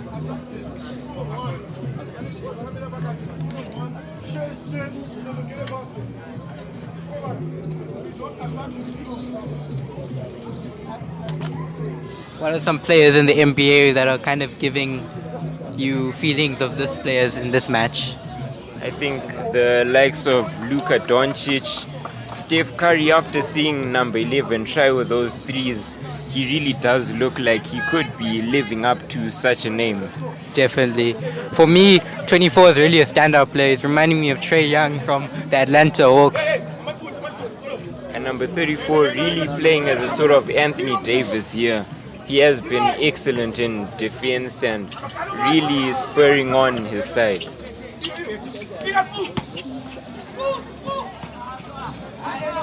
Number 9 across to number 8. Oh, that's a foul. That's a technical foul over there. Violent play. Number 10 straight onto the board. It's a turnover now for St. George's. It's thrown long to number 34. 34 is going to zero try it. open, but he tries it instead. 24 is back, but is unable to get his hand on it. Throw in taken quickly. Number 9's on his own. The St. George's defense recoups himself very quickly there. And St. Bernard's are piling on the pressure. St. Bernard's are piling on the pressure, trying to get that another basket there. Our current score, St. Bernard's with 6, St. George's with 5. St. George's have the ball. See the passions of the coaches right now. Last 2 minutes. Last 2 minutes. Before the last half of the game. St. Bernard's do manage to extend their lead there. It's now 8-5, but here comes number 0. Great block there.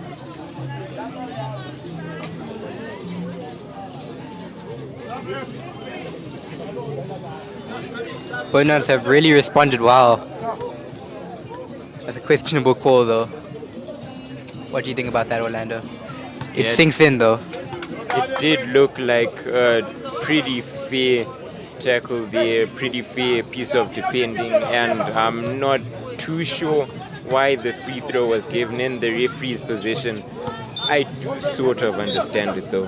Quite a lot of pressure being piled on him. Definitely. Oh, Georges are responding well. Here comes St. Bernard's again. Number 11 getting through that defense. He tries it. It's off the board.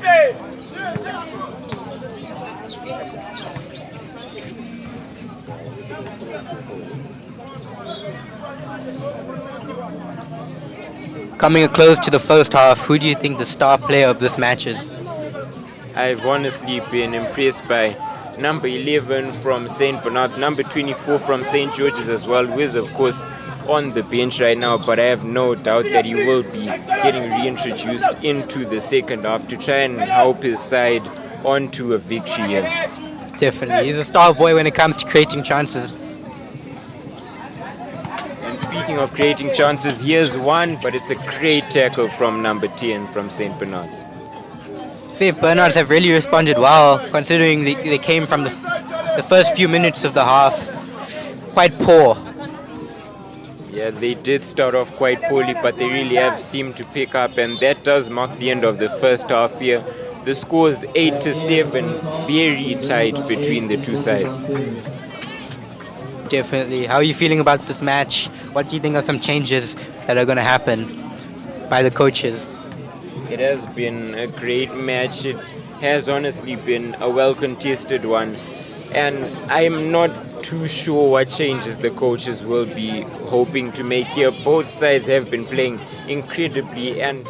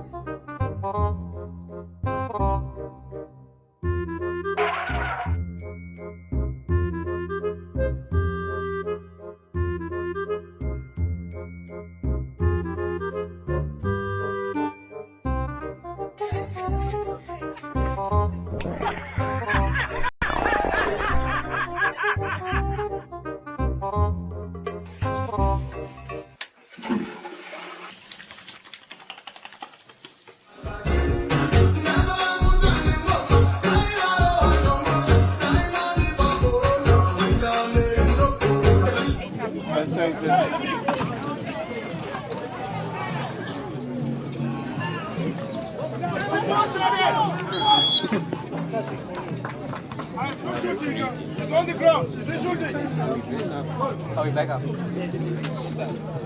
Continuing into the second half, Bernards are awarded a free throw. The score is tied right now at 8-8. But Bernards take it back the lead. They do have a chance to extend it here. Number 6 will be feeling the pressure. Pressure is definitely felt there as he whiffs the shot. 34 to take the throw in here for St. George's.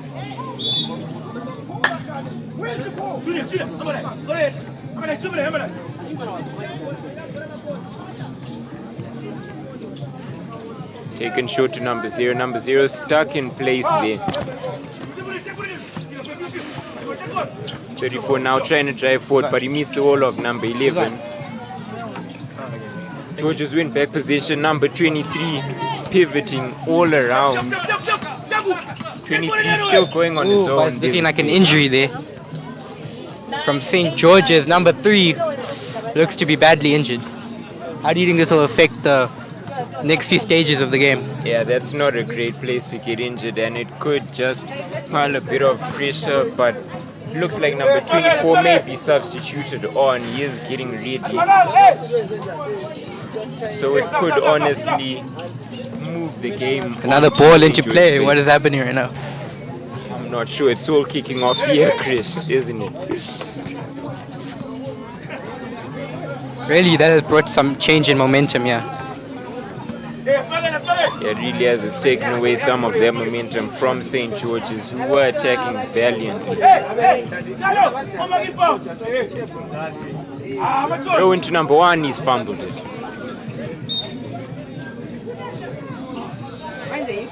Another possible injury for George's. It's not looking great for George's right now. But he manages to get up.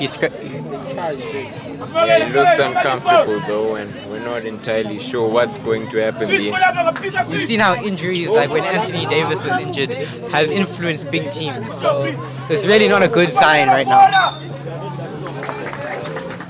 That does make its way in. St. George's reclaim the lead. Somehow, even after all these injuries. 24 is back on.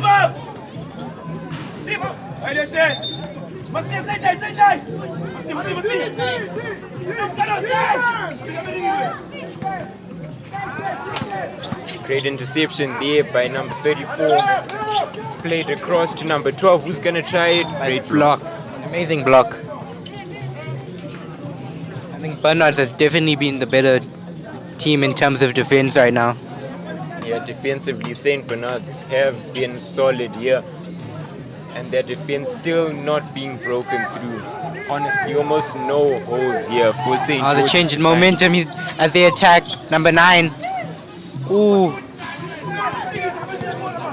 Number 11 forced back. Oh, it's a steal by number 34. He's all by himself. But unable to score that. You feel almost entirely on his own. He should have converted that chance for his side. Definitely a little bit disappointing. Some traveling there, and it is going to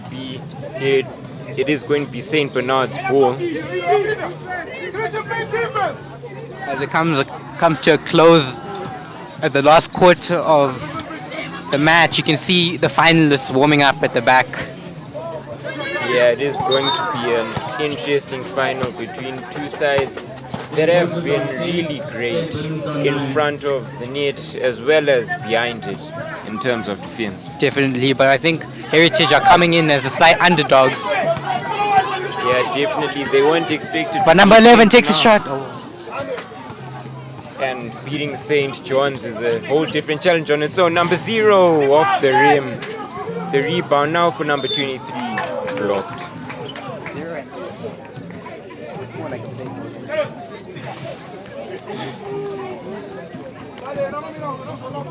Free throw for St. George's.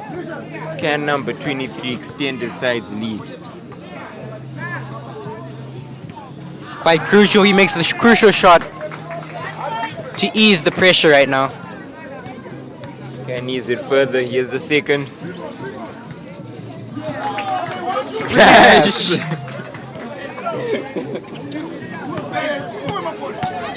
Number 11 driving forward. It's a fumble from number 9. He really should have done better there. This game's really been going up and down. It's quite hard to choose the winner here. Yeah. What are you thinking here, Orlando? Quite difficult indeed. Momentum has shifted so much, and the St. George's coach may just be trying to look to slow it down, ensure that his side is really settled for the remaining few minutes of this game.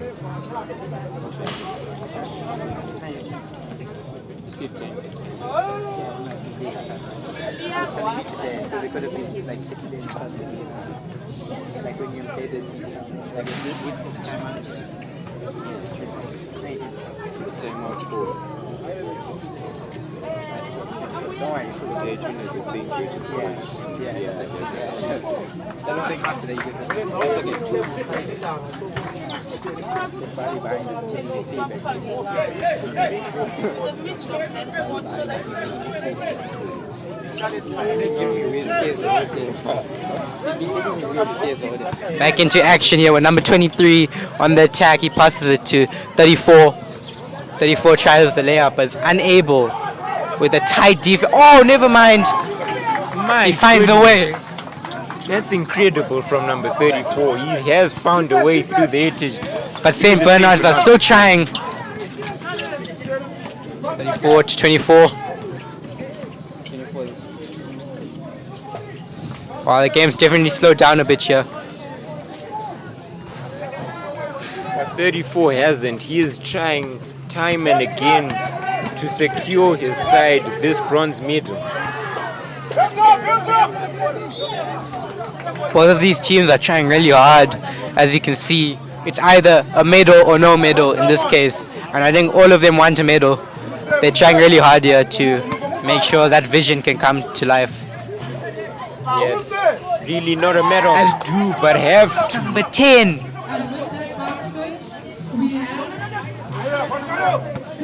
Zero leading the attack here for his side. He tries to pass, but is unable. Oh, he makes it. Finds 23. It's in. St. George is extending their lead to 5 points now in the dying minutes of this game. Number 11 left on his own to tussle for their ball. Looking like a foul here.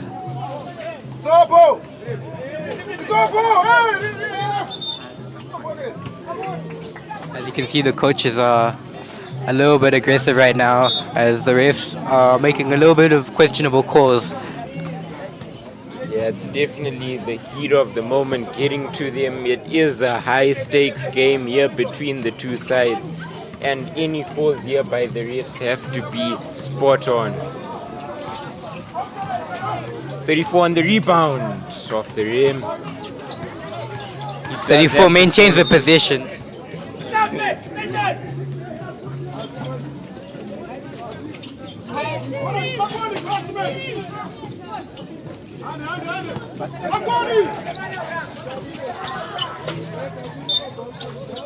The ball has gone out.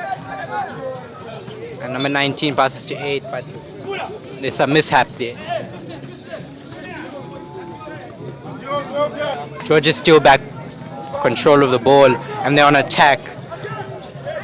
23's in the middle, he's open. He steps back and he shoots.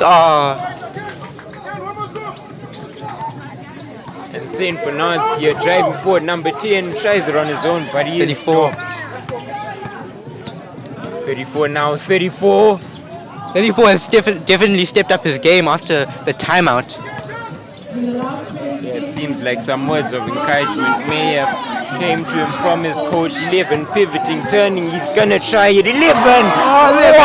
What a three-pointer! He's so nonchalant about that. That is insane. Look at his reaction.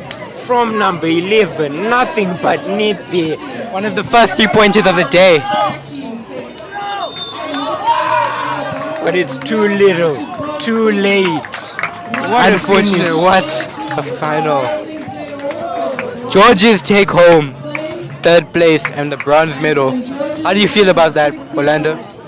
I honestly think there was an electric game between the two sides, both teams stepping up their class from their semi-finals, and it was incredible to see such talent on display here. Right, that's some amazing stuff by both teams, but Georges take the medal home. Yeah, and what do you think of that 3-pointer that we saw at the end? Watch an amazing attempt that had a lot of bravery to do with it, doing it that late in the match. But unfortunately, the skill couldn't pay off in time. Quite disappointing. Yeah, and thank you for joining us for that game, an electric game, and we will see you very soon for the final between Heritage and St. John's. An amazing game, so stay tuned for that.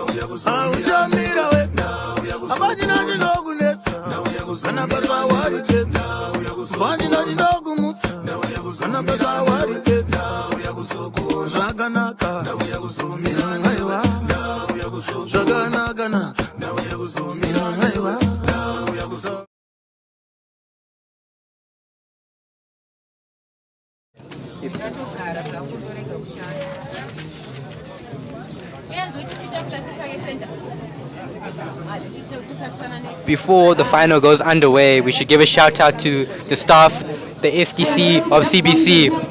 They've hosted quite an amazing tournament that we've had here.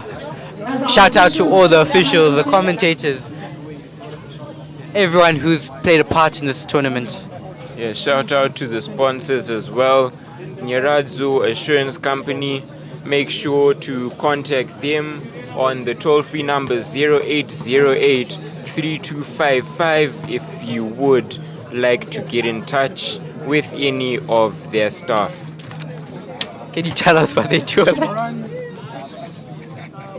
Unfortunately, I don't think I'm qualified enough to give you that insight, Chris.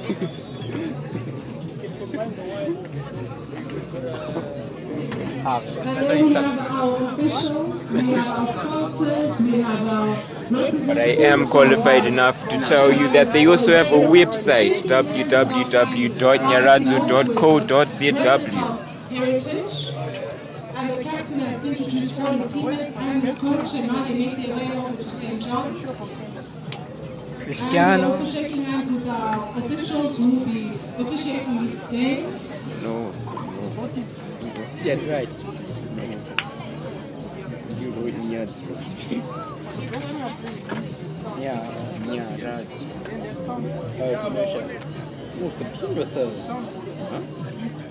No, it's like insurance and stuff. Yeah. Well, assurance. You're sure to get your money lifted out. So, Nyaradzo is an insurance company, so make sure to go check them out. You are assured to get your money from this assurance company, indeed. Make sure to get your money from this insurance company. Yeah. I told you, bro. But did you take an insurance, bro? Yeah. Why are they so big and nasty, bro? That's cheap. We're tournament. Yeah. Before it was nothing, when Nicholas was nothing. Yeah. Oh, I drank before this one. And we'd like to thank our officials. Thank you so much. We'd like to thank our officials. Let's clap hands as we have our officials, our sponsors. Round of applause ringing out for the officials, for the sponsors, for the guests of honor here today. It's a sunny day out here with St. John's versus Heritage getting ready to prepare for battle. And in case you're in the area, don't forget to pop into CBC to watch this spectacle of a game that we are about to witness. Definitely probably the most entertaining game that's going to be out here today. And Chris, just going back to that 3-point we saw earlier, do you think there is going to be a net of the tournament here? I'm not sure, but that was definitely the best shot we've seen this tournament. From the composure, from the timing, only if it was enough to bring them to the win. Yeah, the occasion would have definitely been incredible, wouldn't it? So I will now introduce my young men. We're coming through with some energy.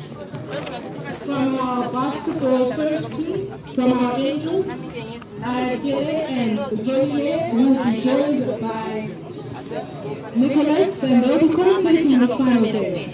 I will then come back, you'll hear my voice when we have our final presentation. So do enjoy this final game, and over to you, young men.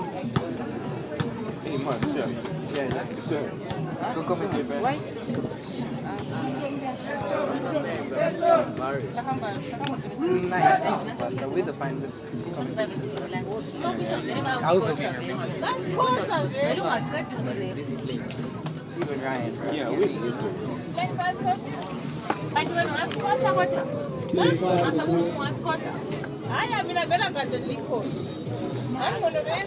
So Lando, just before we start this game, looking at the shots that you guys were just talking about, quite a few nice long shots that we've seen and quite a few three-pointers. Do you think in the final the teams would be risking it to go for those long shots for the points, or do you think they'd rather go for the more safe, closer shots? I think that the only time when we see such a thing happen is going to be in the dying moments of the second half, because I doubt both teams would be willing to risk it on such a large occasion here.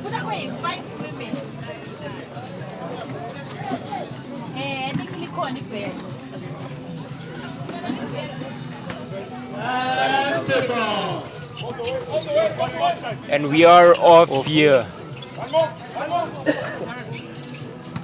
Heritage are looking quite strong on the attack. Very close to making 2 points. 2 free throws here for Heritage. They could well take the lead early. How influential do you think this lead is going to be on both teams? I honestly think this early, I don't think it'll matter too much for either side. Heritage will definitely be looking to get off to a quick start, but Johns would be very likely to come back from almost any adversity here today. 06 is unable to make the free throw. Rebound here, number 16 driving forward. Number 16. Oh, what a block by number 3! Rejected by number 3. That's giving some Anthony Davis vibes. How do you feel about that, Orlando? Yeah, it is some incredible defending there from the number 3 to deny number 16 yet another few points here in this tournament. So this free throw is quite questionable. That was quite a good... It is in. Amazing stuff by 16.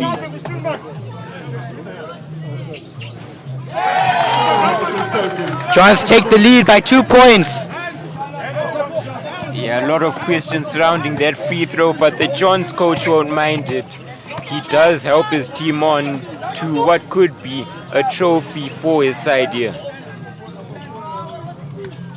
Heritage are looking strong on the edge of the D, and they go for the shot, but it's off the rim. Number 16 driving forward once again. Who?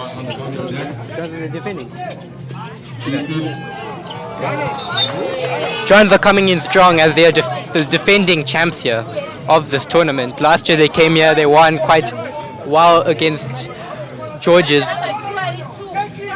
Yeah, I honestly do think that Johns will be coming in with that extra incentive to win this tournament after being so dominant in past years. Number 6 unable to take advantage of that opportunity for the 3 points.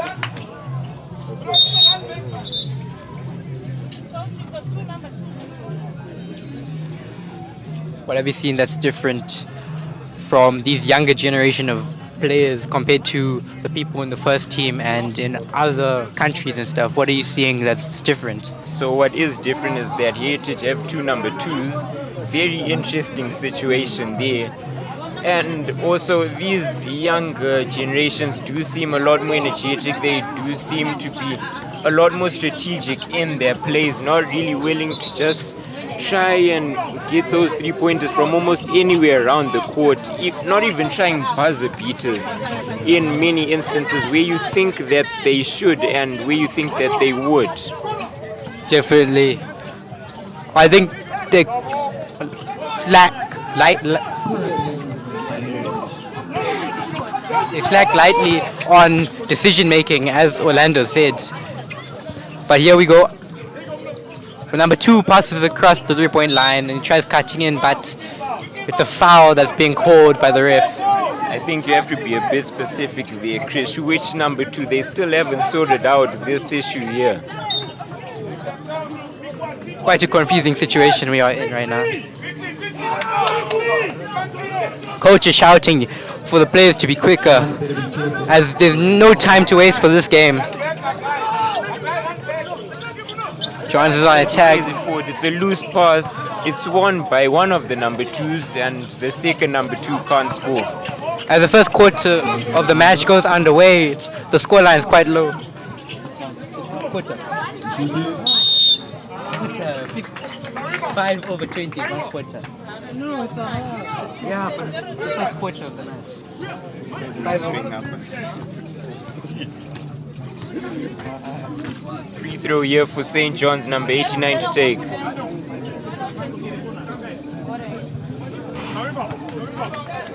Can't take advantage of the opportunity. He does have a second chance here though to get a third point for St. John's. Can he?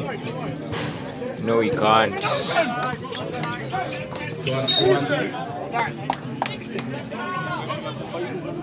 How do you feel about this, Mario?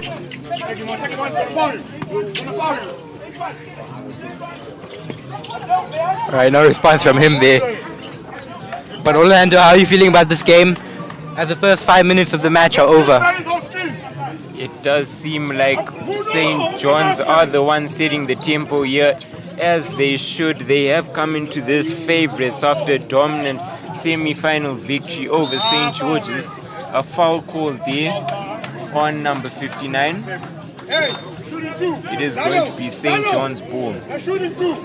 And they do continue to hold their momentum here against Heritage. Definitely.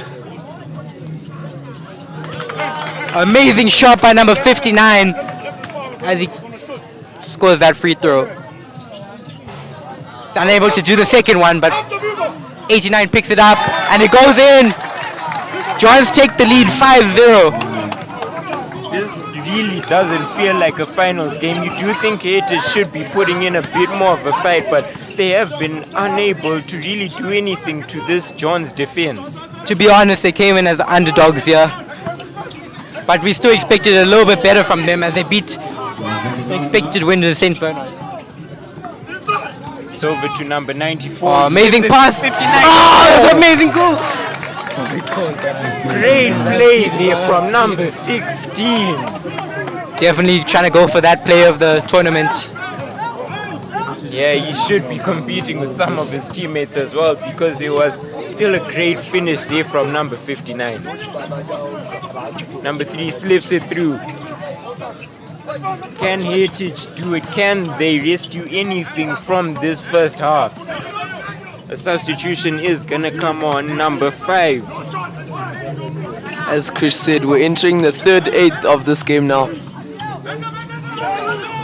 What, third eighth? What? That is an interesting matchup. James, that is quite interesting, James.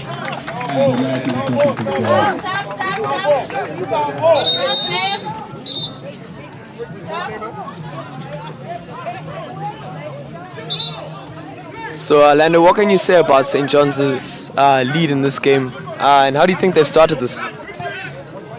I think that St. John's have started this incredibly well. Their defense has been solid, and as I say, their Heritage do find a bit of a gap in it, but unable to finish, as we have seen very often. Johns is trying to call a timeout here, No timeout, no timeout. but it's not received by the umpires. How do you feel about this, Orlando? I'm not entirely sure. It is because the 2-minute mark is up when no timeouts are allowed, but the timeout was called before 2 minutes.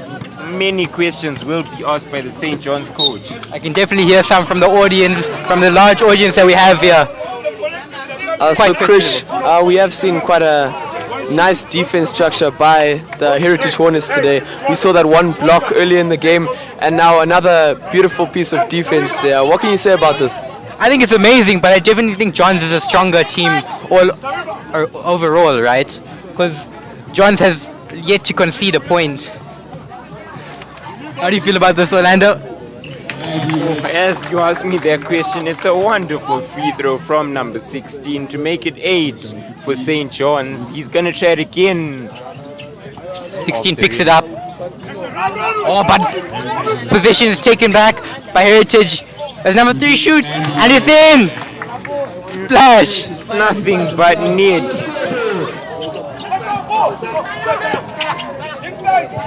Played over to number 3 again. Can he do it? Unlucky there on the rebound though. He is forced down.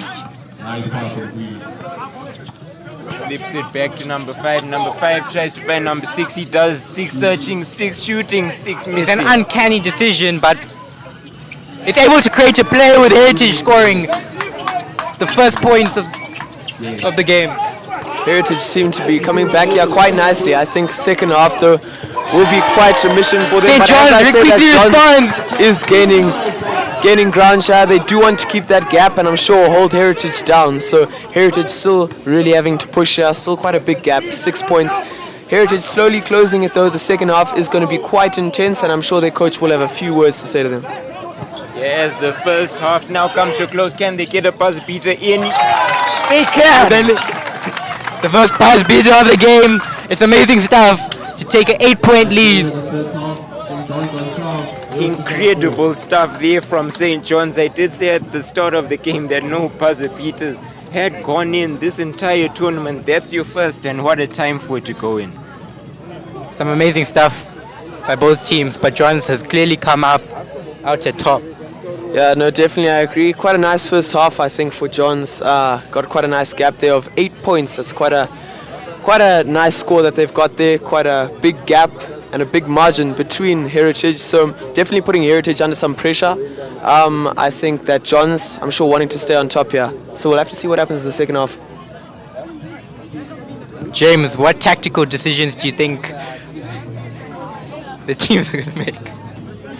So I think John's really wanting to go on a defensive structure here as to keep Heritage down, and I'm sure Heritage as well wanting to go on that attack more than defense, but definitely wanting to keep St. John's at a hold chair, wanting to stop them as they have been flying and throwing those balls into the nets.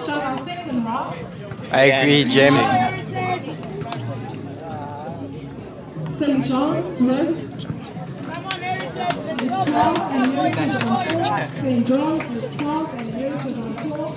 I can hear a few shouts of come on Heritage, come on Heritage. Do you think the weather right now is going to affect the performance of the players? It's definitely getting hotter. I think on the contrary, it may be getting a bit cooler as it does get later, Chris, and that could encourage them here. Number 94, a wild shot there off the rebound. Number 30 tries it off the board again. The weather might be cool, but the kitchen's hot. Both teams are definitely cooking up a fantastic second half here. Number 5 tries the 3. Foul called.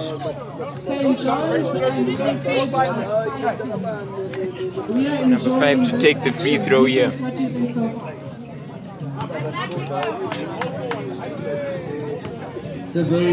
Still quite early in the second half. I'm sure Heritage, this is exactly what they want, quite a slow down to the game and give them some time just to rethink it, maybe calm them down a bit, rethink what their attack is going to be like, and I'm sure this can be a really good opportunity to get some points on the board. It could definitely be, but it doesn't help if you're missing all your free throws here. Off the rebound, it is going to George Johns. Number 16 plays it to 94. Dynamic play here from him. He pivots, he turns. He can't score. As you can hear, the ref is getting blazed by the coaches. Yeah, the coaches don't seem happy with any of the decisions here today. It could definitely just be the heat of the moment getting to them. That's not the best of shots there from the Heritage number 5. And it is a foul called. Number 16 in position for St. John's, 59 driving forward. What's he gonna do here? He looks around, he searches, he tries it on his own. Off the rim. 6 driving forward, some end-to-end play we're seeing here, but too much from him. It has gone out. You can see the frustration in his face, in the coach's eyes. They know that could prove to be crucial for them.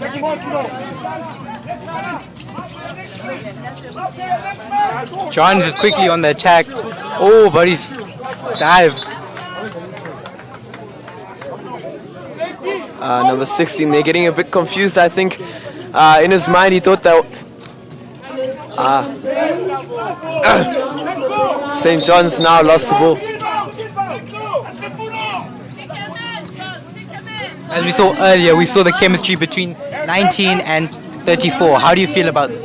Yeah, I think that it is some strong chemistry here. I think you were mistaken though. It is 16 and 94 instead. A foul was called.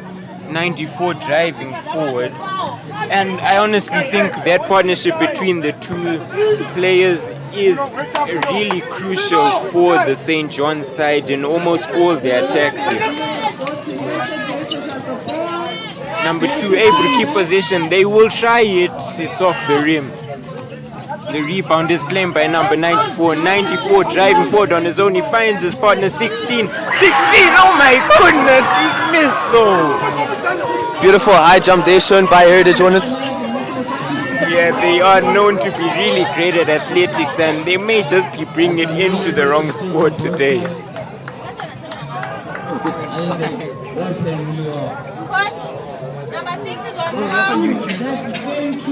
It's some incredible play here from St. John's. 59 tries it off the rim. Number 2 now driving forward for his side. Number 2 can't get the shot away. It appears Heritage are giving up on hope as the match draws to an end. Yeah, desperation really getting to them as they're now traveling as well. Number 89 on his own. 89, he scores! 10 points ahead by Johns. It's an amazing match, but Johns are just better overall. How do you feel about this game? Heritage Hornets, I'm not sure happy with that, as that is increasing the gap, making it even harder for them to win this. But I'm sure now wanting to go on the defense here, can they defend against Johns? And looks like they can. Yeah, there has honestly been some incredible play. Desperation on the faces of the Heritage coach, and they do manage to pull one back. 14-6 now with only 5 minutes left. Can Heritage rescue anything? We're in the 6th, 8th of this game now, as Chris would say, and I think not too much time left. What do you mean 6-8? Heritage to come back. Last quarter of the match. To correct James. Play the game the right way. The Johns coach convincing his players to play the game the right way. Yeah, some relaxed play now, trying to reduce the momentum, and it somehow works. St. John's maybe not expecting it too much. 16 driving forward, it's off to 30 fouled.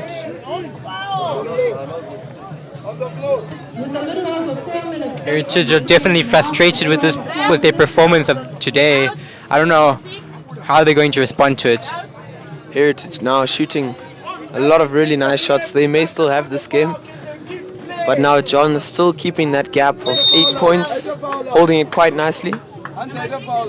Yeah, Johns really are just maintaining that gap. It's a case of whatever you can do, I can do better. St. John's just continue to pile so much pressure on to Heritage.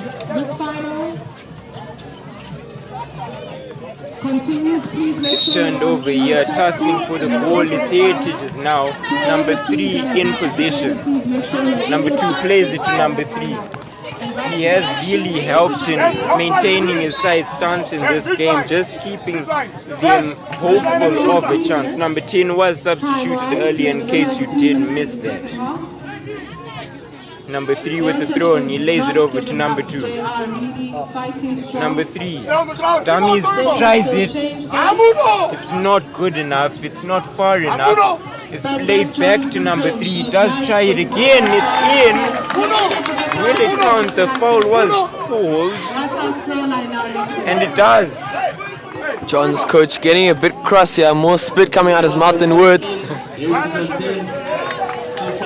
make the comeback. Yeah, it really does make sense that he's frustrated here. His side not performing as well as they were in the first half, and it may just be all this running really winding them here. We've seen Heritage take a bit more of a more relaxed approach. Great hands here from number 94 to draw the foul. Turned over there, number 16 with some great hands. 16 driving forward, 16 still. He does go out of the three-point arc. He lays it back to number 94. 94 trying again. He's searching for the gap. 94 off the rim. And it's in from number 89 to extend their lead. Last 2 minutes. No timeout. Last 2 minutes. It's an intense last 2 minutes for both teams. As Johns takes an attack. Oh, but it's called by the ref. We're now in the last 10th of this game, as Chris would say. A free throw for number 94. Can he seal this for his side? As we are at CBC playing on the Angels first team field, this may be the first time that a green team has won on this court. Yeah, may just be. It's not been the greatest of seasons for the Angels, but it has been a great tournament for Johns in contrast. Not the best of free throws there though. That shot was shorter than...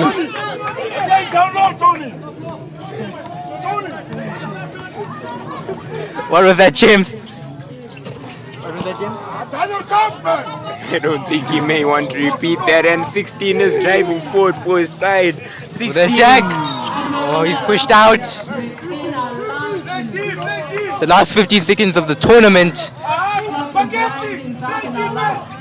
Time being wasted here from St. John's, just trying to make sure that they seal this. It's a smart tactical play, but I don't know if it's the greatest sportsmanship. In the last 10th now of the second half. Yeah, last 10th of the second half here. 30 seconds Crossover. left in fact. Oh, he thought he made the foul. 16 on the floor, and that should just seal it for St. John's. They will take their time with this one, and surely there's no coming back now. Heritage still practicing their athletic skills, yeah. Yeah, I'm not entirely sure what sport they're playing anymore. Desperation really has gotten to them. 5 seconds left. And it looks like it's going to be game. The ball rolled away. Johns have been crowned champions. St. John's do win it. What a performance we have seen from them. And amazing stuff today. How do you feel about this, James? Are you happy with the win? Yes, I think quite a good game for Johns. Really happy with the win that they got. Heritage, I'm sure, quite disappointed, but they did make it to the finals. That's an accomplishment that they can go home with. So, I mean, both teams can leave here today with something, and both teams can be proud. And to all the teams that have come here, I'm sure had quite a good experience. So, been quite a nice tournament this weekend. One day, but a lot of things have happened in one day. We've had quite a few good shots, quite a few good structure and strategy shown by all the teams. Yeah, really incredible stuff here from all the players involved, and it has been a great day of basketball. And we do hope all those that have popped in, all those watching from home, have enjoyed this as much as we have.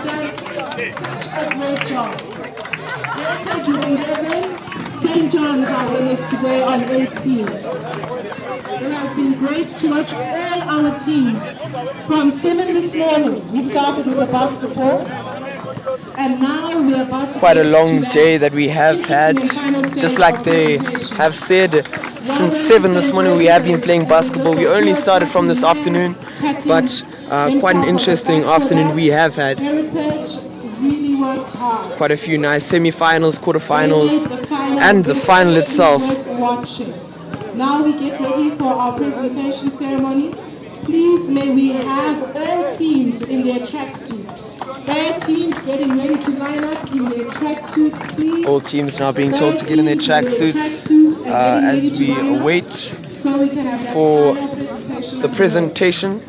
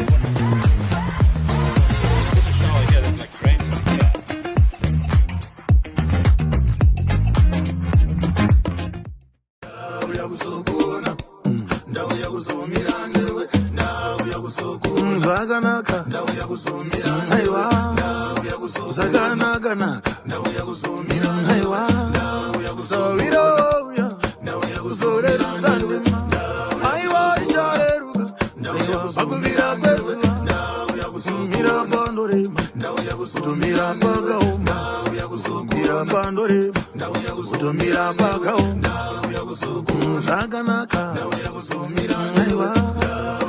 Zaganagana, Aywa, Ndagakara ndagutse, Awujamira we, Abajina jinogunetsa, Anabaza wariketsa, Abajina jinogumutsa, Anabaza wariketsa, Zaganaka, Aywa, Zaganagana, Aywa, Solito, Solero Sunday, Aywa, Bagumira Besua, Mira Bandore, Tumira Bagoma, Mira Bandore, Tumira Bagoma, Zaganaka, Aywa, Zaganagana. Not know, I would just like to wave to you. Thank you so much for making your way here.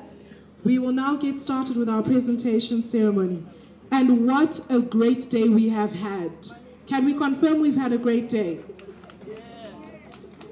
Are we that tired? We can't even clap. We can't clap for ourselves. Young men, please clap for yourselves. We have had an amazing day with so many schools in attendance and making it for the CBC U14 Basketball Tournament. We have 16 schools that have traveled down for this 2024 edition. And we have witnessed some really amazing skills. As I said during the final, all I could say at times was, wow. I didn't know what they were doing, but it looked so good.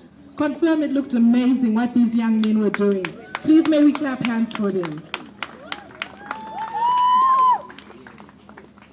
And we witness dedication from them. Win or lose, they have definitely given it their all. And to get our ceremony underway, we'd like to start off with a few remarks by our sponsors. Today, for us to be able to hold this tournament, we have partnered with Nyaradzo Group, and I'd like to ask Mr. Chamanora Mufuri to come through and just say a few remarks. Let's give him a huge round of applause.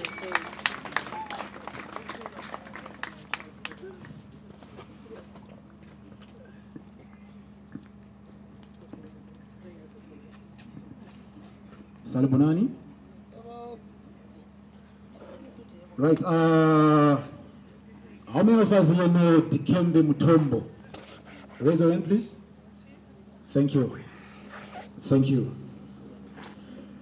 Right, respected dignitaries, the Christian Brothers College Headmaster, Sam Uomba, Chief Guest, Basketball Union Zimbabwe, sports managers, coaches, marketing director, Ms. Mate, parents, students, basketballers, announcers, Mrs. Guatito, photographers, fans, each one of us here, all protocols observed. Kindly allow us to respect 1 minute of silence for one of Africa's greatest basketballers, Dikembe Mutombo. 1 minute of silence, please.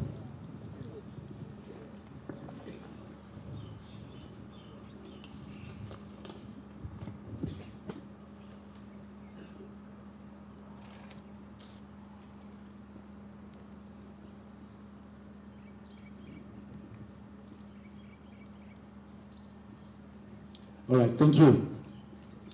Right, on behalf of Nyaradzo Group, it gives us immense pleasure not just to be the guest of honor here, but just to be recognized as part of this noble initiative of this 12th edition of the CBC Basketball Tournament, where, if my memory serves me well, a total of 19 schools participated this afternoon. I remember I had an argument with Ms. Madi there She was saying it's 20, and I was saying, no, it's 19. We started counting. I said, no, with, I think 4 pools, 5, 5, 5, and then 4, making it 19. Well, it's an honor to be part of this tournament, which comprises such young, talented, great players in front of me here. We have witnessed playing these under-14s. They say all week and no playing means charm a dull boy. As not as a group, we do believe that sports, not just basketball, it can be football, table tennis, rugby, you name it, and all other related activities, help in boosting confidence at an early stage to boost scoring edge in particular, as it also strengthens companionship and fosters teamwork amongst our vibrant youth of today, helping them overcome all the hurdles they may come in their way. Like every neighbor, because there used to be a struggle in the beginning, so it's been this, I'm certain. Madam Tilomate, thank you very much for your perseverance, your persistence, your patience. I'm sure you can testify to this session. It hasn't been easy, but in the end, here we are witnessing the final. So Nyalazo is an organization. One of our core values amongst honesty, courtesy, diligence, and stewardship is teamwork. So teamwork, which happened to be one of the key takeaways we should acknowledge from this tournament. So you notice that the team that made it to the finals, that is St. John's and Heritage. It was their collective effort that gave them this cutting edge. It is our hope as Nyalazo Group that from this CBC Under-14 Basketball Tournament, young talent will keep on being identified, be promoted, create more and more basketball players who bring honor not only to the school fraternity, but also our country and beyond. By contesting in Olympics, be it Commonwealth, who knows? Not even the sky is the limit. I'm told someone has been to the sky and even saw footprints there. So young basketballers, your only excuse is your mindset. And your only limit is you. The Bahamas evangelist, the late great Miles Monroe, once said, one of the greatest tragedies in life is to watch potential die untapped. We have so much potential that we have witnessed here. And it is our hope that from this under-14, there is our Michael Jordan, there is our Shaquille O'Neal, LeBron James, Magic Johnson, our Kobe Bryant. To the young basketballers, the all is mental. Remember that, always, the all is mental.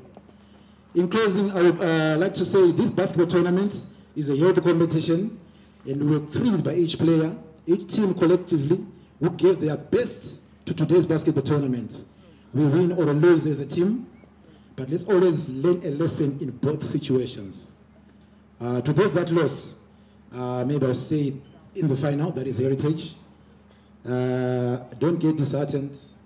One of the basketball most valuable player of all time, that is Michael Jordan, he once confirmed, I quote, I failed over and over and over again in my life, and that is why I succeeded. And to the team that won, congratulations, St. John's. But also, don't they become arrogant. They also say the greatest enemy of success is not failure, but the previous success. Siyabonga, Tatenda, thank you. Lovely words there.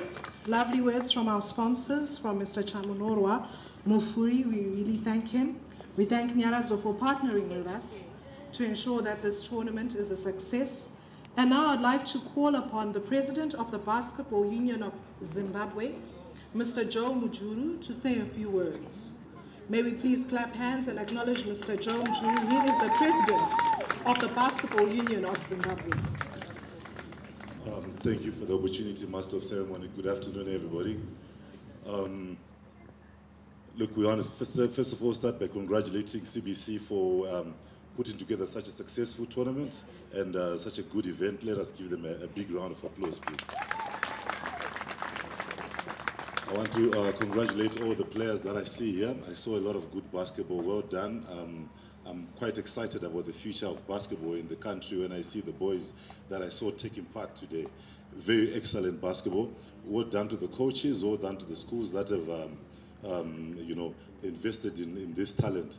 We see future national team players, future under-16 national team players, future under-18 national team players, and you know, future role models in the sport of basketball. So keep it up.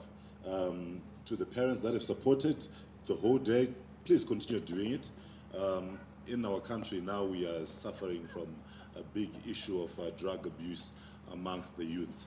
It's very important that we keep our young people busy at the very least.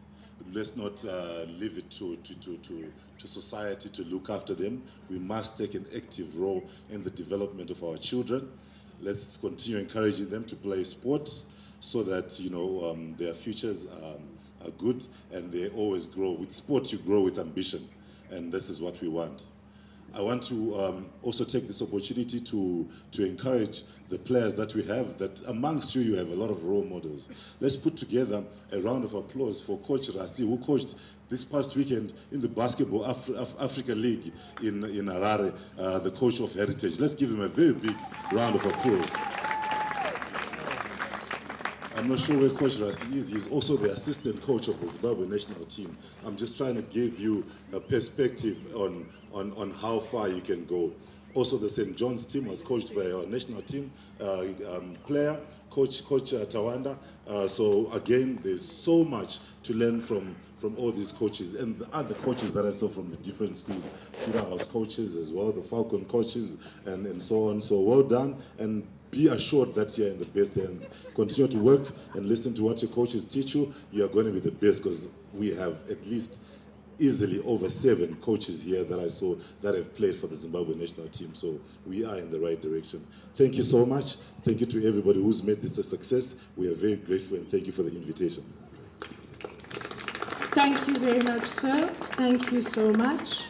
And now we'd like to move on to our deputy head, Mrs. Shuara, who will say the vote of thanks.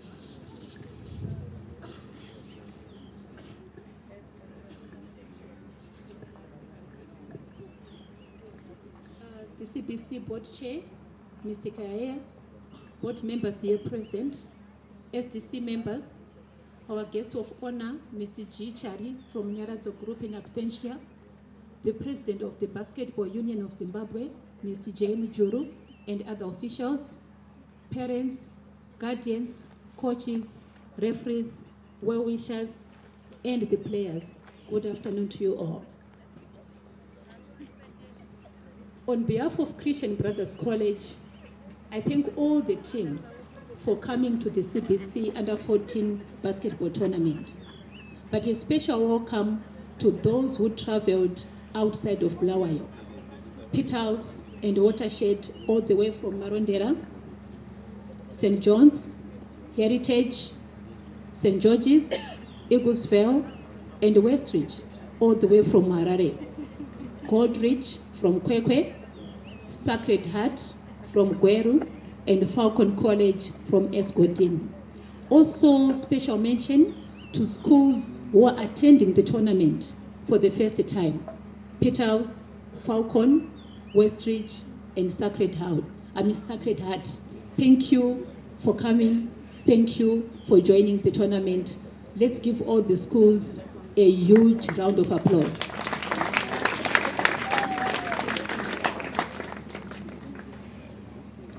To all the players, thank you for your participation and your high level of competitiveness.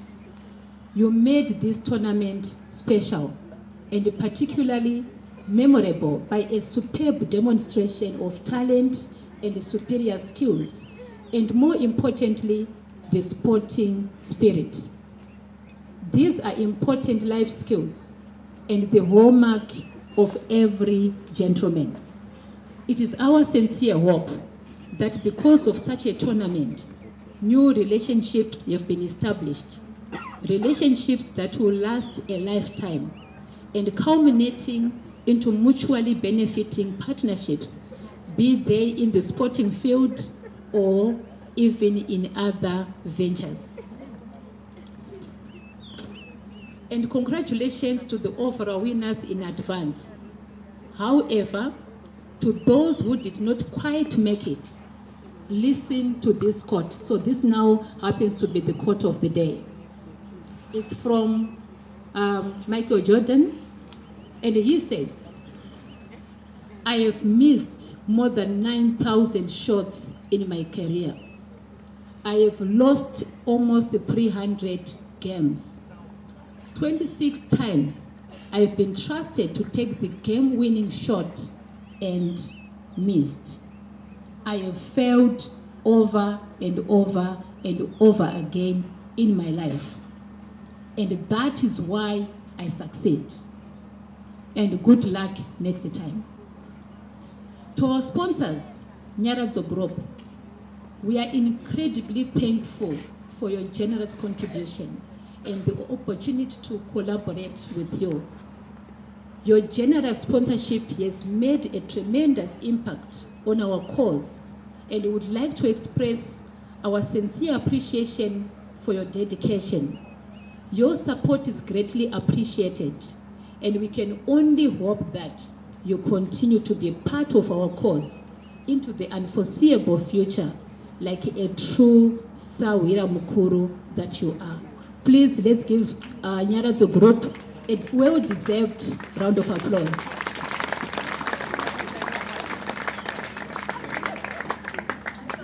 An event of this magnitude cannot be organized single-handedly. It requires a dedicated team of perfectionists to accomplish the task. To our SDC members, thank you for all the catering. Your willingness to help out and to contribute made the event a huge success. We are so grateful for the time and effort you put in to help make this event a reality. Let's give our SDC members a round of applause.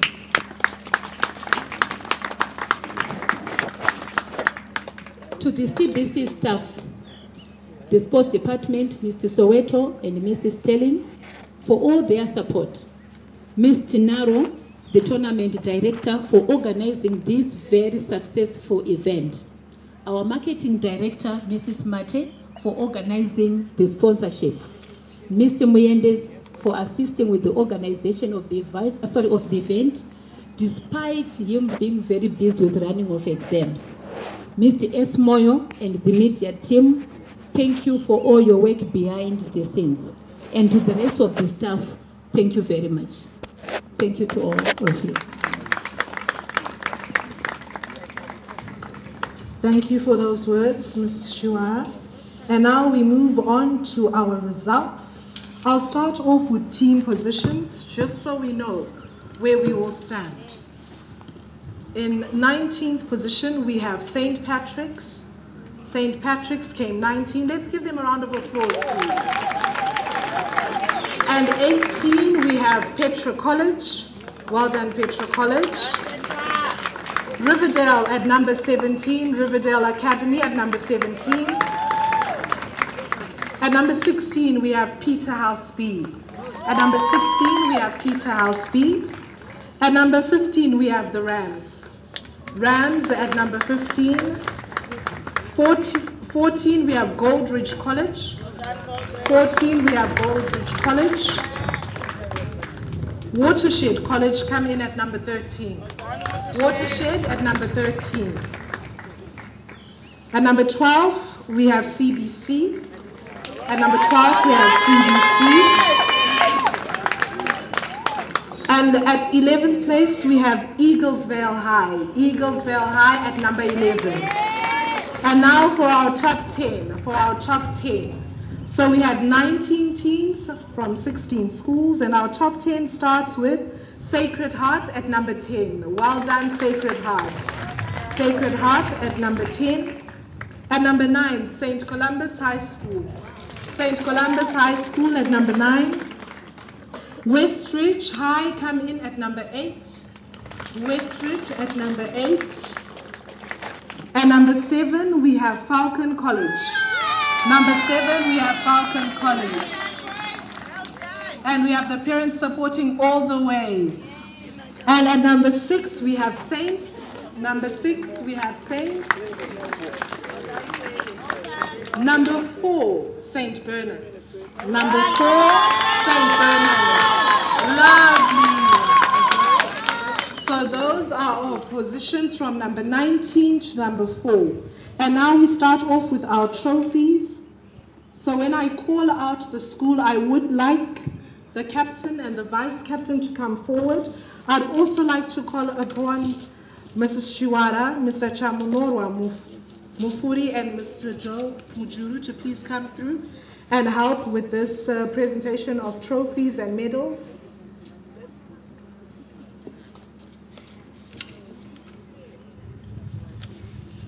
We have our media set up, so they will also take photos of you, so please do stop and wait to have that media photo taken.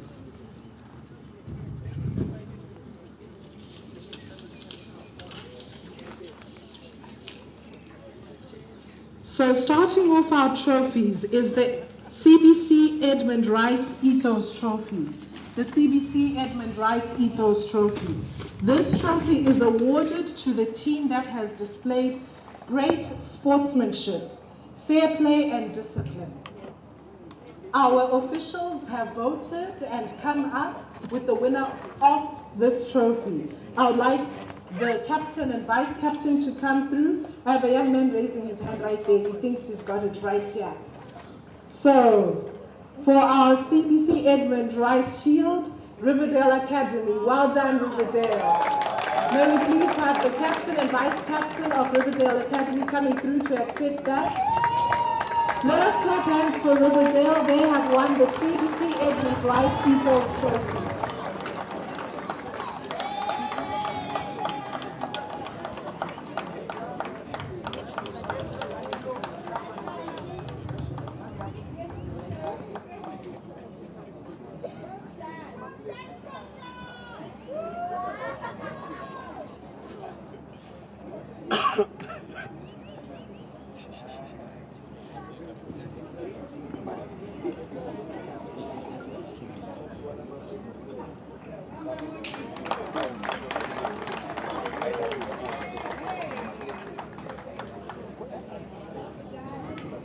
And now for our bronze medalists, St. George's College in bronze. Please may I have the whole team coming forward to receive their medals. St. George's, please to come forward. St. George's, thank you so much. Look at that sportsmanship. We have St. John standing to applaud St. George's as they come forward. Let's clap hands. That is amazing, young men. Look at that sportsmanship. Well done, St. George's.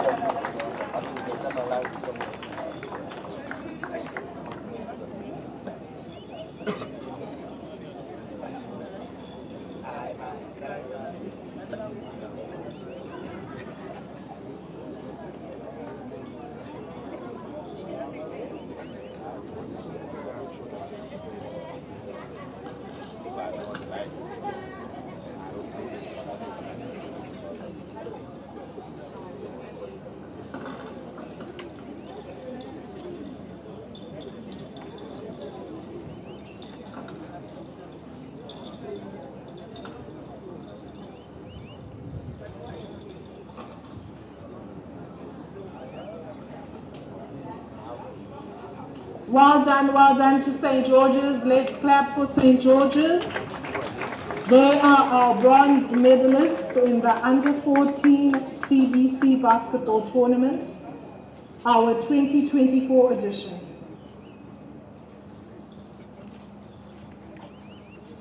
Well done to the coaches and managers as well. And up next we have our silver medalists. We have Heritage College for our silver medalists. Well done, Heritage. Let's applaud these guys. They played an amazing game. We all watched that final. Well done to Heritage.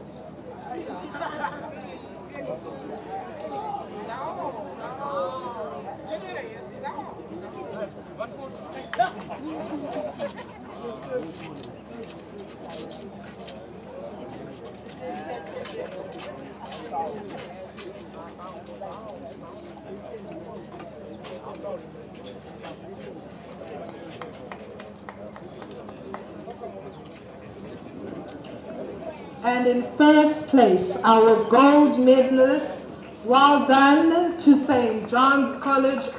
Well done, St. John's. Let's give them a shout. May we all stand and applaud St. John's. May we all stand and applaud St. John's have fought. They have come out tops today. Well done to St. John's College. Well done to the young men from St. John's who are our gold medalists. Let's clap and cheer for them as they take their medals. Well done to this team. Well done to the coaches and managers too.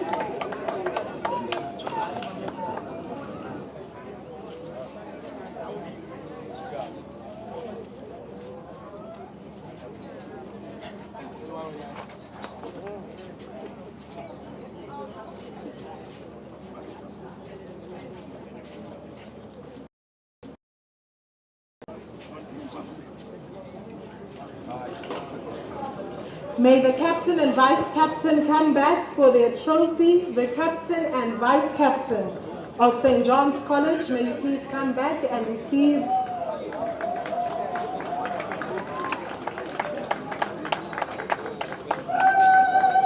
well done to the captain and the vice captain.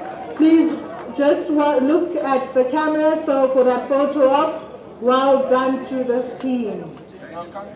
Let's look at the camera. Big smiles from the winners. Super. Well done to St. John's. Well done to St. John's.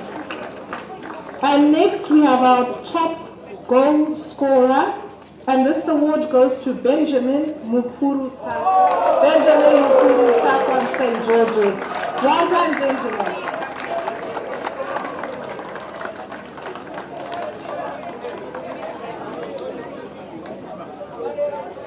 Well done to Benjamin. And our last and final award, this is for our MVP, our most valuable player. Our most valuable player. I'm hearing number 84. I'm hearing number 94. And I'm hearing others, number 80. I'm hearing number 16. I'm hearing so many numbers. Our most valuable player today is Tavimba Machindiza from St. John's, number 89. Number 89 from St. John's. Tavimba has won the most valuable player trophy. Let's clap for him. Let's clap for him. Let's clap for him. He has done amazingly well. Let us clap for this young man.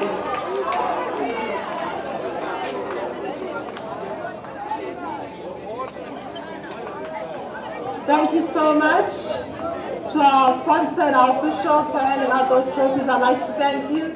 Thank you so much to everyone who has come to spend the day with us here at CBC. We'd like to thank you for your support. I'd like us to just thank these young men for the great and amazing sport we've watched. And my final announcement, please. My final announcement, guests, coaches, managers, and officials, please do make your way to the staff room. Please, may our guests, coaches, and managers make their way to the staff room. And to everyone else, see you next year. Thank you. Have a lovely evening, and thank you so much.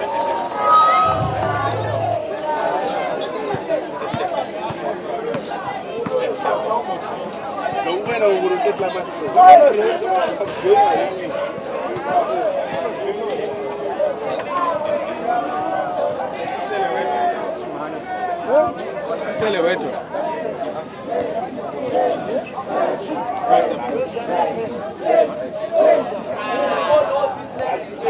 can I take my thing?